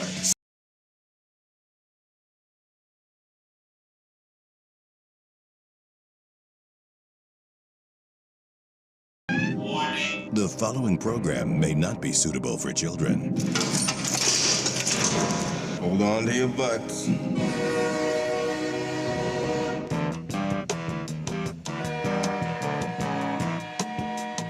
As the sun sets over Slab Town, in the shadows of the Fremont Bridge, a club comes to life where you can let your freak flag fly. There's a new fiesta in the making as we speak. Full kegs. Everybody's gonna be there.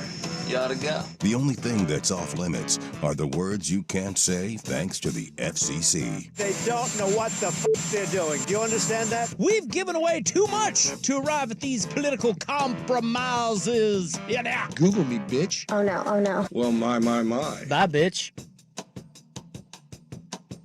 Lace them up, you little bitch. Let's go. I'm gay. Okay, we apologize. It's time for the club, baby, on 105.1 and 1080. The Fan. Hoo-wee. It's club time here on The Fan. Buck, Suk, Schultze here with you for one more hour. The 49ers still have the Rams in twisted up into a pretzel. 14-0 in favor of the Niners. Rams deep in their own territory. Which is more impressive, the fact that McCorkle has 14 points, or the fact that the Niners defense has held the Rams to basically nothing. Yeah, which is more impressive? I'll say the defensive part, because we've seen this before. We mentioned it before with the Mullins and the Beathards of the world. Like, Shanahan has figured it out with lesser quarterbacks, but when you start losing dudes on defense and you're playing a team like the Rams and you're still making it work, pretty good. I'm just convinced the Niners have some sort of weird, like there's like a witch doctor somewhere where there's like a curse, but then every time you're cursed, then Shanahan makes some sort of deal with the devil. Yeah. Yeah, it's just there's weird juju. I wonder if the Seattle Etsy witch is involved at all in all of this. Something is involved. Like something stinks down in San Francisco. They just have weird, I don't know, there's just weird juju down there. Well, let's get to some club topics. There's one we left on the board yesterday that I'm curious about. You say my racing career may have come to an end. I say nay. We'll see. Only the future will tell us that. I'd just like to point out there was a lot of big talk out of you that you insisted that you were going to run another triathlon. Well, you don't do them like all the time. I'll probably do another one in a couple months. The other thing too, a couple months. You're going to do one in January. Well, that was the thing. You're getting into the water in January. Are you? I will tell you that my wife had me look up triathlons in warmer locations like the Bay Area, LA, San Diego, Arizona. Yeah, because the Bay Area is super warm in this time of year too. Dude, you ain't running again. You said it best. When you got done with that, you said that you had looked into running another one, and what did your wife tell you? Do you really have time for that right now? Yeah, and guess what's that code for? Don't do it. You're not doing it. Dude, but then she encouraged me to find another one later.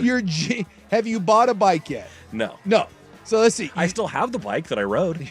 You didn't buy a bike. The place where you swum is closed. That's closed. And on average, don't lie to me, over the last month, how many times a week are you running? 1 time per week. I ask you, fine people of Portland, does this sound like a man that is on the verge of running right now. a second sprint trot Clyde? Rob had it right. You're a one and doneer. You're not doing it. I've also told myself that if I do just one more at any point, that I can consider myself a triathlete because I've done it more than once, not just a guy who's run a triathlon. So there will be one more. When? Who knows? Yeah, because if it doesn't happen next year, it'll never happen. Because then at that point, you're going to drop this one. Well, I mean, I actually think there's a good chance. I haven't done it in a while. I may go back and do the same one that I did again in Bend. Make it a Father's Day weekend tradition or something like that.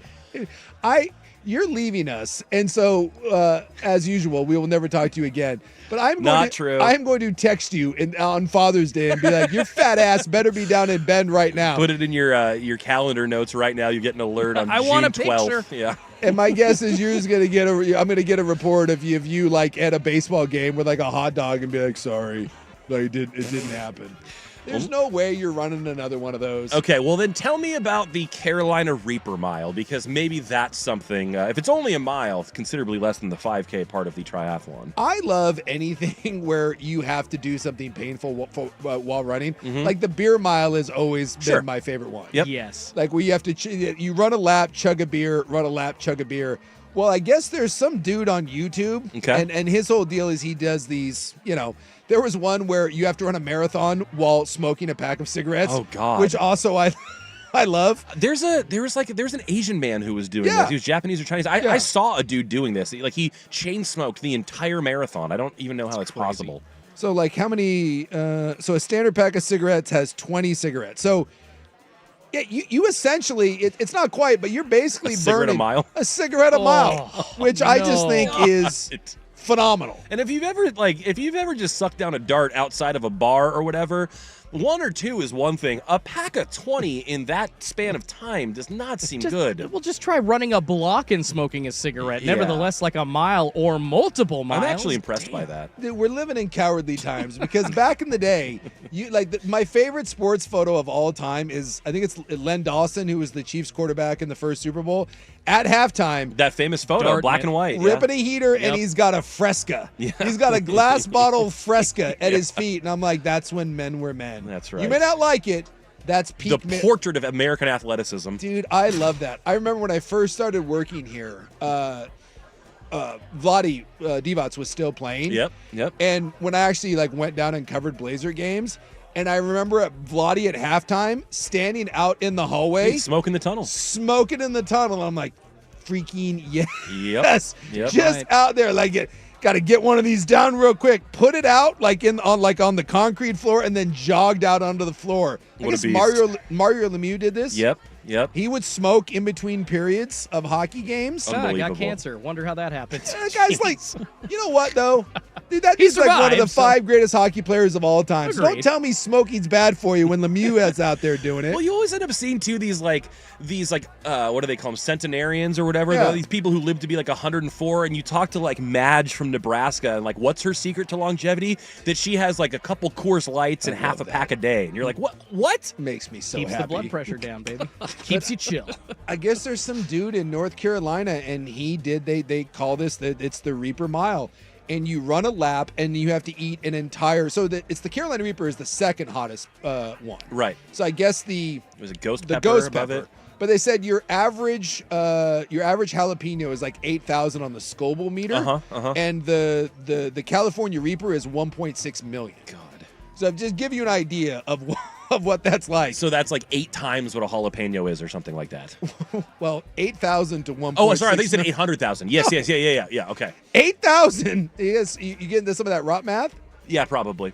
So for every lap, you have to eat a Carolina Reaper, and you're not allowed to drink anything until you complete the lap. Oh, you will die. And no one has finished it. You will die. But they showed people the clip. I guess the guy did it on Instagram. Okay. And no one's done it. Jeez, and I bet not. And they get done, and after the first lap, dude, guys are crying, guys are vomiting, probably, nose running down. And I thought to myself, that has to be, of all the mile challenges, that has to be the worst. Like, and this is the thing, if I thought of Mr. Beast. If I had the Mr. Beast money, I would do things like this. Yeah. Like, wouldn't it be great to see if someone for $1 million, would you even attempt? Yeah. Would you attempt it? Oh, for $1 million, absolutely. And I'd if you attempt get, it. and if you get nothing, I mean, if you don't succeed, You get nothing. You get nothing. It's worth my shot. I would try. I would try. I would probably fail, but I would try. And so, of all the weird miles that I've seen, I thought that one seemed like the most. Like, is that even finishable? Like, people weren't even finishing. Like, people couldn't even do 2 laps. Like, guys were struggling on. Like, they'd get done with the first. Because doing 4 laps isn't the hard part. It's No. that those peppers absolutely wreck you physically. You're not supposed to eat one. No. Under any Yeah, circumstances. you might be able to have a tiny bit of like sauce from an extract of a seed, but you're not supposed to consume those whole. No, you'll end up in the hospital Yeah. more likely than not. Yeah, well, guys were God. getting done with one, and you're not allowed to drink anything. You have to, like, once you're, with every lap. Yeah. So when you finish a lap, you can drink milk, you can But then you got to do another one. Then you got to do another one. And it's just like, watching people this dude attempt it, I guess with a group of idiot friends, I guess this is their deal. They go around and they do different, like, kind of random challenges and whatever. And I just was like, and by the way, they're not doing it for anything. And it made me think of it because I guess Jackass Jackass made its debut 25 years ago. It's the type of thing they would have done. And that's I think that's why this was making the rounds. They were like, did Jackass that premiered 25 years ago yesterday, like, it led to all of these things because those guys weren't doing it for money. They were just doing it for content. So this dumbass that goes out and does this stuff, he's just doing it to do it. Just to get people to watch it. Just to get people to watch Very it. Barstool. Yeah. They've had some of these challenges. Remember, they had that dude Jersey Jerry who couldn't leave the offices till he had a hole-in-one on the golf simulator, and he had to spend like 23 hours there and 14,000 swings or whatever. Yeah, I just found someone that was compiling a list of people in honor of Jackass. This guy was one of them that runs these, they do these different miles, and he had all these different ones. That was by far the worst one, and it's the one that no one's finished, and I don't know if anyone could finish. I don't know if it's physically possible. There's that other dude that stings himself with the most, like... we talked about him recently. Yeah, it's like there's some sort of, like, whatever they call it. It's like a pain index. Yeah. So he just goes around the world and stings himself with the most painful stings. Well, yeah, and then there's the guy who was also, like, building up his, like, anti-venom or whatever, and he was, like, intentionally getting himself bit by poisonous snakes. Yeah.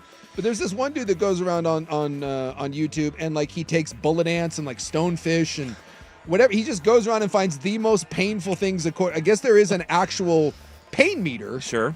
About things that sting and bite you. Yeah. And he goes around and finds them, and then he stings himself on YouTube, and then he's miserable. like, and then he talks about what each one does. And they were like, if that isn't directly linked to the Jackass folks. It is. Those guys were the pioneers of that. Yes. Yeah. And then it makes you like, and then I'm like, well, how much? There has to be a better way to make money. Well, and also, unless it's a crap ton of money, I mean, like, I don't know what those subscriptions and ad dollars look like. Well, I mean, I would think it must be worth it if you're still doing it. Well, this article that I was reading yesterday was talking about the history of Jackass that I guess came from a thing called Can't Kill Yourself. Okay. And that was like Bam Margera was involved in that. And then Johnny Knoxville and Bam and like Chris Pontius, those guys all ended up kind of forming together. So it was like two kind of separate entities that were coming together. It kind of started as like a bunch of skateboarders. And then Johnny Knoxville was just a dude that was like, I can endure pain. But they were do you know like what Johnny Knoxville's life is like? I'm not sure I do, no. He has to use he can't pee. He has to use a catheter. Yeah, he's wrecked himself. Multiple times a day he has to insert a catheter because his urethra doesn't work. Jesus. He's got like permanent brain damage. He's got cognitive problems. I mean, like they went through the laundry list of he's got vision problems. Ooh. Like the dude he wrecked himself for the show and the legacy. Yeah. Yes. And so they were saying that yes, Johnny Knoxville is worth, a bunch of money, but dude, Johnny Knoxville is really, really, really he's gonna be one of those bad shape. He's gonna be like one of those NFL dudes who dies in his 50s or 60s just because he was so hard on his body. I mean, he's almost 60 already. Is that right? He's in his late 50s now. I mean, if he said, "Hey, Jordan, if you would take $10 million in your bank account today, but you had to insert freaking catheters into your pee-pee every day, like multiple times," I'd say nay. That's rough. Yeah, and he's got like multiple herniated discs, so he has a hard time walking.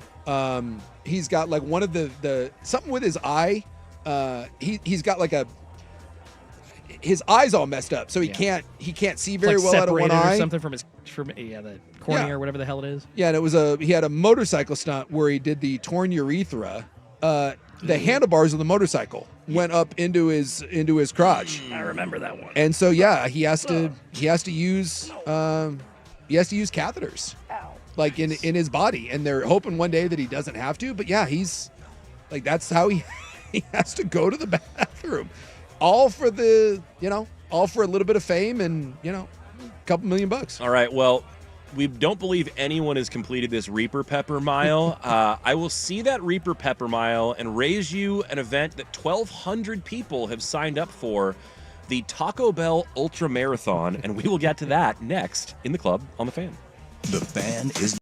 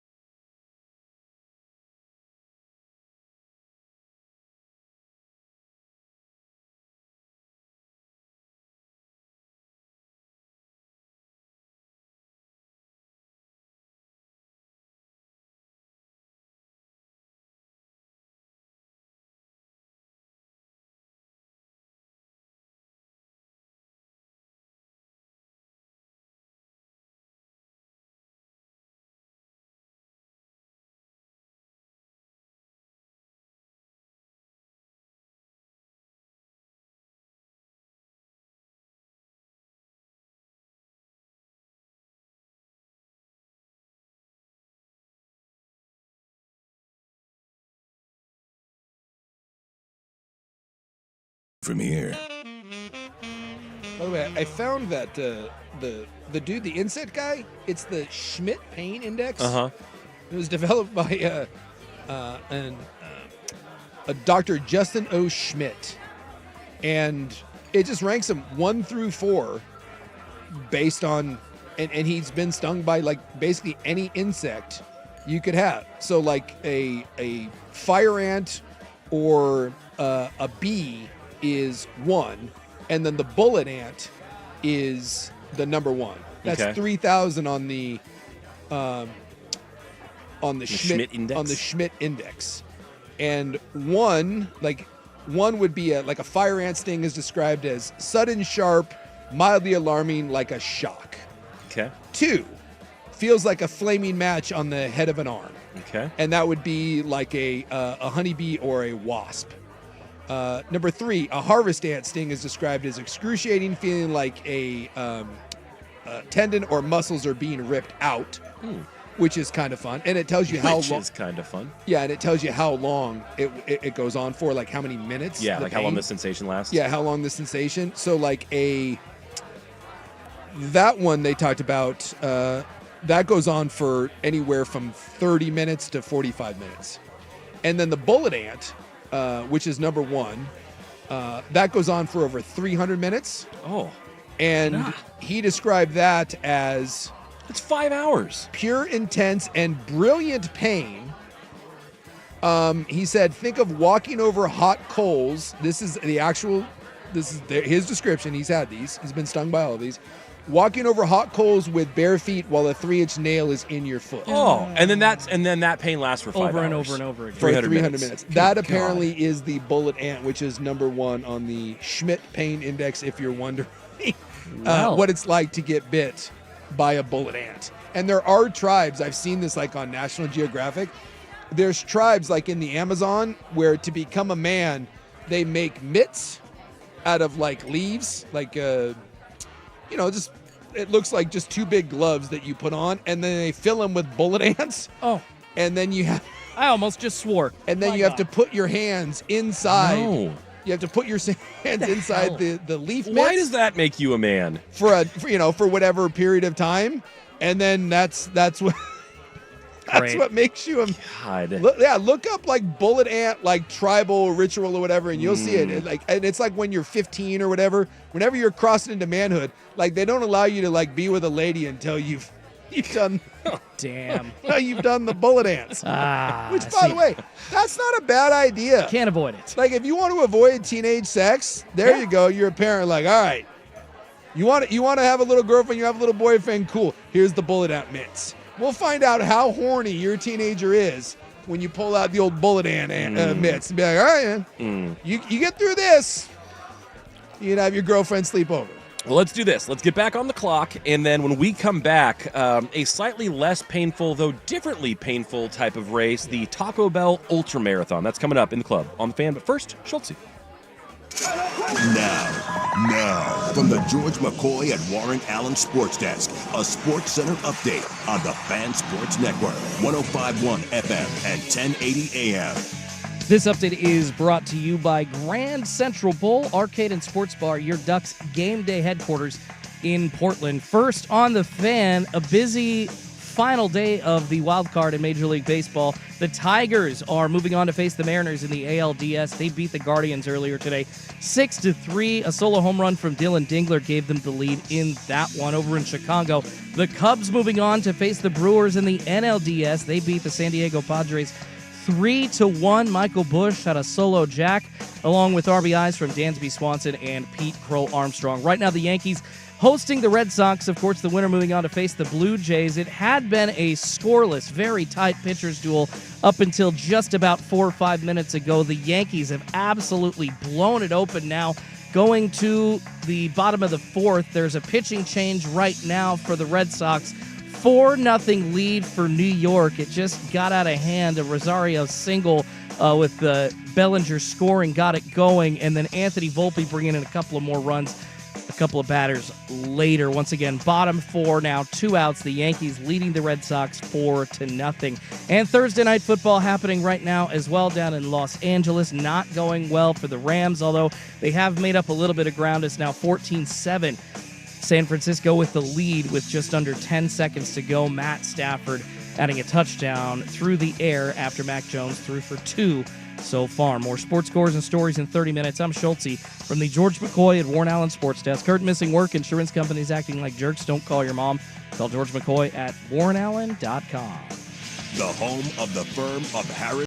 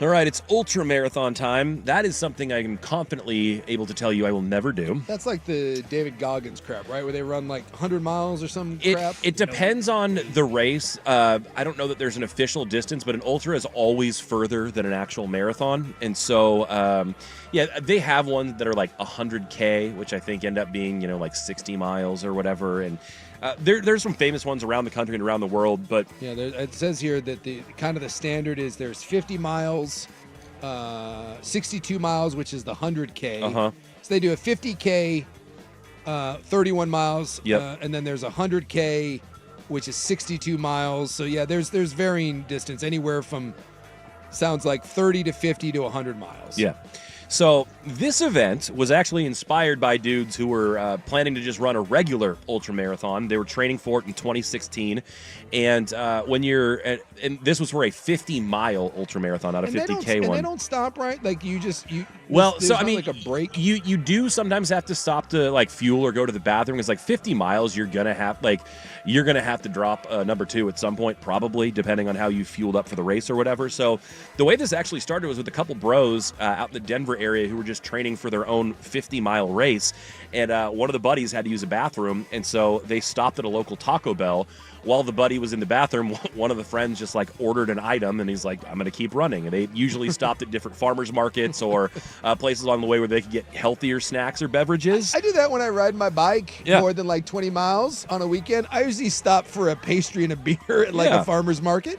It's not quite the same as running 100 miles, but it's my version of it. So they started joking about how funny it would be is if they created an ultra marathon based on fueling up at Taco Bell's along the way. And they talked about it for about 2 years, and then one of the buddies finally said, like, we got to stop talking about it and just actually do it. So they created this race that is a 50K ultra marathon. You go 31 miles, and the rules are you have to stop at 9 of 10 different Taco Bells on the route on your ultra marathon.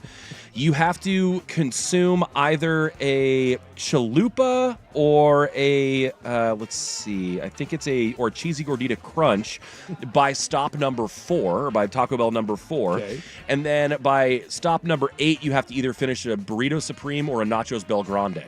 And then, and as are the cases in some of these ultra marathons, they often have like little totems or artifacts or things you're supposed to pick up along the way to like prove that you've done it. Yeah. So your wrappers and your receipts from the Taco Bells are your little totems along the way. And you have to have one item from 9 of the 10 Taco Bells, and it can't just be a beverage. It's got to be like a food item. That's and fantastic. So that's the rule. You have to complete the race in 11 hours to run the 31 miles. And at first, it was just a handful of people that showed up because it was their own stupid local thing. And then one of their buddies got more serious about posting stuff on social media in 2022. Now they're up to this year, they have 1,200 people registered for this race. They're coming from 40 different states across the country, and they've got people training for the Taco Bell Ultra Marathons. There's a gal in this article, she lives in New York, and she basically runs around Manhattan, stopping at Taco Bells to train her body for these processed Mexican foods that it's going to have to digest during her Ultra. Do you just stop and do you have to like crap yourself like once or twice throughout this thing? I'm guessing you're probably using the facilities at some of these stops, so you would have to. So you just eat and then just wait to crap your pants, and Or then you're just keep like, running? I know I've got the. I mean, maybe you've got a certain amount of time, and you're like, I'll just do it at the next one. I don't know exactly what all the strategy is. The organizers did say there's a much higher dropout rate mid-race than most ultra races because people just can't handle what happens inside of them. The event website itself, which is quick to point out, they're not actually affiliated with Taco Bell. They just really like Taco Bell. Taco Bell doesn't want anything to do with this. No. They have basically said, yeah, this is only an event for people who want to do something fun and stupid, and there you have it. See, I would. This is the sort of thing that I would do, but it wouldn't be 31 miles. Like, right. Maybe a 31-mile bike ride. Yeah, if you had a 31-mile bike ride and I had to stop and eat 9 taco like that, you could get me to do that. That's some fun or whimsy. Or if I had to drink, like, and again, can I like stop at like 9 places to get a beer? Like, you'd get me to do that. But the 31 miles, no. By the way, if you want to see something truly terrifying, look up ultra marathon feet. Oh, that's got to be ugly. No thanks. I can't imagine. Seriously, just do a quick Google image search of ultra marathon feet and kind of scroll down. And I'm guessing 31 miles is probably different than the 50 or the 62 or the 100. But, dude, some of these photos of your feet after running 50, 60, or 100 miles, oh my God. No. That is like some of the scariest stuff I've ever seen in my entire life. This is this dude's feet after 100 miles. Don't turn it around. Let me see that again. I don't know that I want to see, but I didn't catch that. Let me see that again. Show me this gross thing. Nope. It looks like he's got, like in the like zombie movies. Well, it looks like it looks like the he has risk of zombie. sounding like callous. Like it looks like people who don't have shoes living in third world countries. Like it looks like they've just destroyed their feet over decades. And I'm not certain that's the worst one. Some of the ones where the skin has just like is just gone. Some people are eating soup. Damn. Some of the blisters that people have, like, they're not blisters. They just don't have any skin left on their feet. Oh. It's just gone. Looks like a burned foot. Yeah, it looks like a burned foot. I mean, it's nightmare fuel. How do you, the human condition to want to do, and I get the idea of wanting to do hard things. I think, like, doing hard things is one of the things that makes us human. Yeah. Like, there's a challenge to it. There's a sense of fulfillment, all that stuff. But the idea of doing things like this, that's your body telling you that's too much. Yes. Right? I mean, like, and you see that with some of, like, the Ironmans and stuff like that. Like the very elite people can and should do that, but like, whether it's climbing Everest, I mean, like, there's not enough oxygen in your body or in the world to make that a comfortable experience, and people force themselves to do it anyway. That is meant to kill you. Yes. Like, the human body cannot handle that. And yet there's people out there, like normal people, that are like, nope, this is how I'm going to push. And that fascinates me, that we are wired into that. It was like one of these, like, deep philosopher types that probably has done too many mushrooms or weed, but he had it was actually a really good speech he gave. It's like a 7-minute clip, and it struck a nerve. I saw this years ago. He basically said that throughout human history, right? Because we all believe in, well, I guess we all don't believe, but most of us believe in evolution, sure, right? And that we came, wherever you believe that we came from, and then we evolved, right? From, whether you believe it's apes or pre-man or whatever, right? That whether we've been around for, 1 million years, we've been around for 500,000 years, we've been around for 200,000 years, or even 3,000 years, whatever you believe human life started. We had one mission every day when we woke up.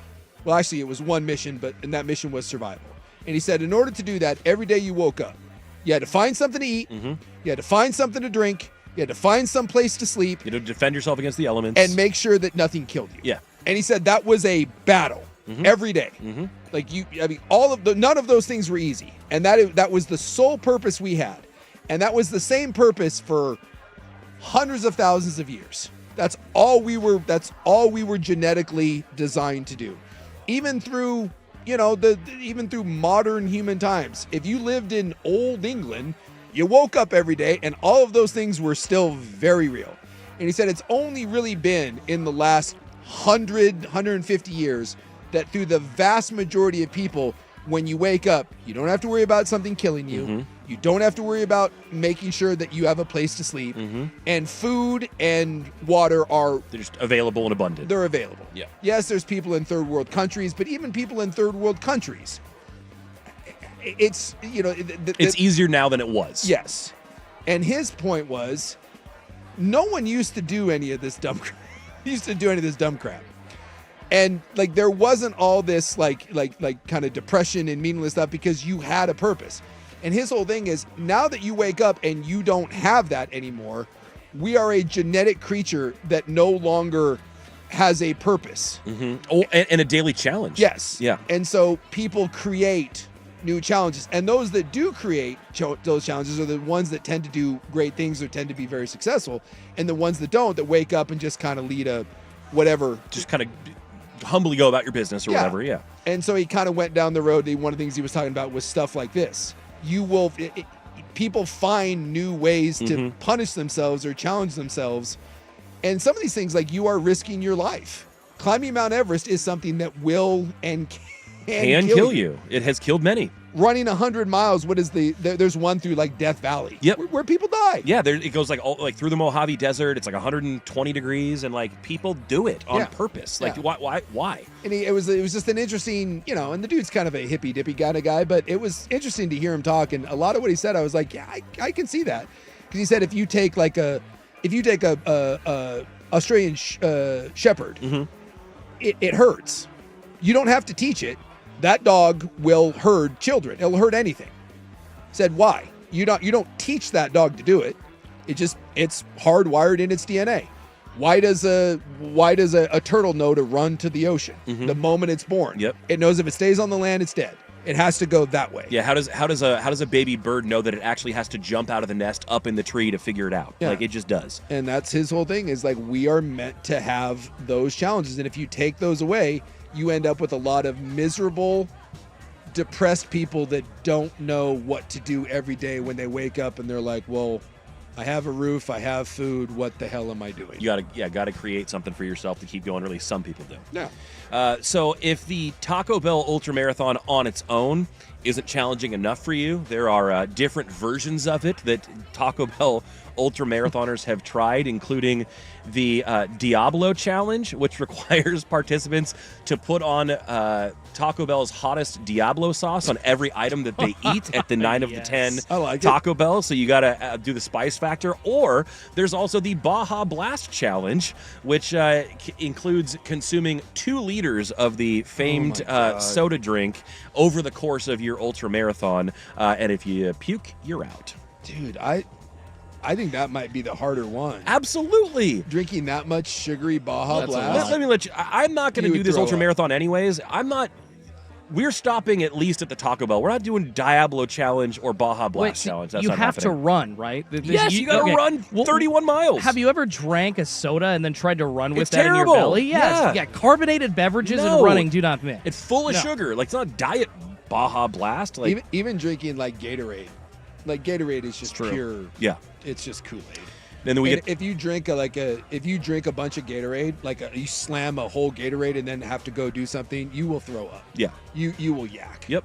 Yeah, unless you're dehydrated. Yeah. Now, here's a story. This from the text line says there was a man from Italy who was doing an ultra marathon through the desert in Morocco and got separated from the crowd in a sandstorm, got completely lost, and had to survive by drinking the blood of bats. And yet he did. And yet I think, wow. I mean, I might have just given up sans bats. I don't know. Like, I guess you do what you got to do, but isn't that how our pandemic started? Well, I mean, it's one of those things. I'm always fascinated by those survival stories, and it almost always comes down to the person that wants to live. Yep. Like the idea of most people in those situations give up and they just lay down. And every one of those stories where someone makes some sort of, that NFL, was it Rob Conrad or whatever, that had to swim 7 miles or there was any of those stories, or this guy, it's always like just the refusal to lay down and die. I read a book a long time ago. It was an autobiography of. Do you remember Scott O'Grady? He was an American pilot who got shot down over Serbia or something like that. And it was what the movie Behind Enemy Lines with Owen Wilson was based off of. Yeah, and basically having they're like, we can't say that we were intentionally in that airspace or it's like an international thing. So like you basically got to figure out how you're going to live and get your way to like a safe point. And he just had to figure it out. And in the book, they strung up all these different examples throughout history of people who were in circumstances that could have been dire, and basically how they reacted based on their will to live dictated whether or not they did. There were people in far harder circumstances that did survive because they just refused to give in, and others who were in actually pretty reasonably survivable situations that are just like, nah, I'm done here. Yeah. And then they called it, and they probably didn't have to. Yeah, there's all kinds of those stories. There was one, a boat in South Florida capsized, and it had a couple. By the way, one of them was an NFL player that I played with. I think his name was Ellis Wims. I played with him on the Buccaneers. It was like 2 NFL players, 2 college football players, and like one that didn't. He was just one of their high school friends. Boat capsized, and the one that ended up surviving was the one that held onto the engine. And he told the story that the others kind of went cuckoo and started like, because they were in the water for like something like 30 hours. Yeah, you start like hallucinating. Yeah, he started like hallucinating and stuff. And like a couple of them tried to pull him off the boat. One of them said they saw a light down and dove into the water and swam down. And I remember that now. Yeah, it was really eerie, really scary. Yeah, your mind he just said through that whole time, he said he just tried to focus on basically not going crazy. And he said all he did was he held onto the engine of a capsized boat. And yeah, a lot of it just comes down to your mental. Everyone thinks it's a physical thing, but it literally is like a mental thing of, can you control your mind to tell yourself that you're not going to lay down and die? And scientists have said over and over again, even though like the human body dictates you should only be able to go this amount of time or with this amount of water, like humans have proven over and over again that the will to live can supersede that in the right circumstances. So that is your Reaper Pepper and Taco Bell Ultra Marathon talk. Didn't get to our Choose Your Own Adventure. We can do some of that tomorrow, but we're going to wrap things up here on 105.1 The Fan next in the club. Dirt and Sprague.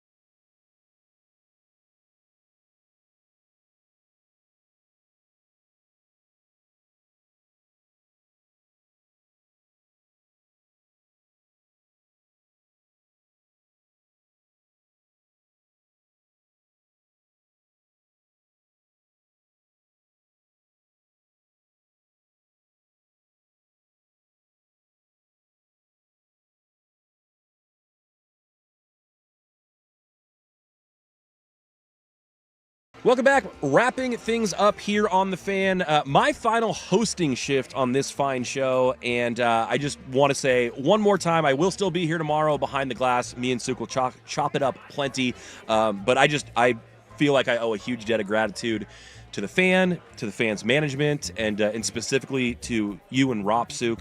You guys have taken me under your wing from the moment I got here. You specifically have given me every opportunity to try and grow behind the microphone, and you've let me do it my way with guidance here and there, but really just allowing me to kind of figure things out. And I want you and I want the whole station to know how much I appreciate your willingness to work with me, to give me the opportunity, and to do something that I've always dreamed of. And this has been a dream come true for me, sitting behind the mic with you. There's so many people in this city and around, transplants all over the country, who have listened to this show for the better part of 2 decades and talk about it. It's a part of their fabric. And just for me to be able to be a small part of that has been really, really meaningful for me. I have friends who I run into, and, it's not texting every day, but they say they hear me talking with you or Rop about X, Y, and Z, and I've become a part of other people's lives, and there have been so many kind words from our listeners and our YouTube chatters and whatnot, and I'm just grateful for the opportunity. This is a special show. It's a special place. There's great people here, and I'm just lucky to have been a part of it. I appreciate the kind words, man, and I'd like to think that anyone that's been a part of this, we've had several producers over the 20 plus years I've been doing this, and every one of them becomes a little part of the family. But that's kind of one of the things about that position. It's usually a position that hopefully leads to other things. Mm-hmm. And I told you when you first started, I will do everything I can to try to get you to where you want to go. And hopefully this is one of the places that you wanted to go, this new opportunity. And we love you. We miss you. And I think I speak for Rob too. You've been a huge part of it. And so I know tomorrow we'll get one more opportunity to work together. But yeah, I've enjoyed the time when Rob's out and we get to do this together, and I see the joy that you get hosting, and it's neat to watch someone kind of grow, and you've gotten infinitely better, and maybe somewhere down the line, you get another opportunity to do this, because you're good at it, man, and we've loved having you on, and we'll see you in a different role, but at least one more time tomorrow before we send you off to the great Adam Bjornson on the other side of town. That's right. Yeah, can I add too, by the way? Absolutely. Buck, we did the Ducks coverage together for 3 years, man. You took calls from me. I was here running the board for you. We hosted together. It was absolutely sublime from the start. And going back, man, just excited from the start about that pairing, and everything that I thought we would do, we did. And I just loved doing that with you, man. I'm going to miss you. I'm going to miss you a lot. Appreciate the kind words from you too, Schultze. Appreciate your support. Everybody here at 1080, the great Jeff Baton Rouge, Dusty Hara, everybody else that I've worked with, all the producers, fantastic people here in this building. And I'll talk about it more tomorrow, but that's all for me. Behind this mic, we'll have more Primetime for you, 3 to 7 tomorrow. Thanks for listening. Good night. Red ships of space.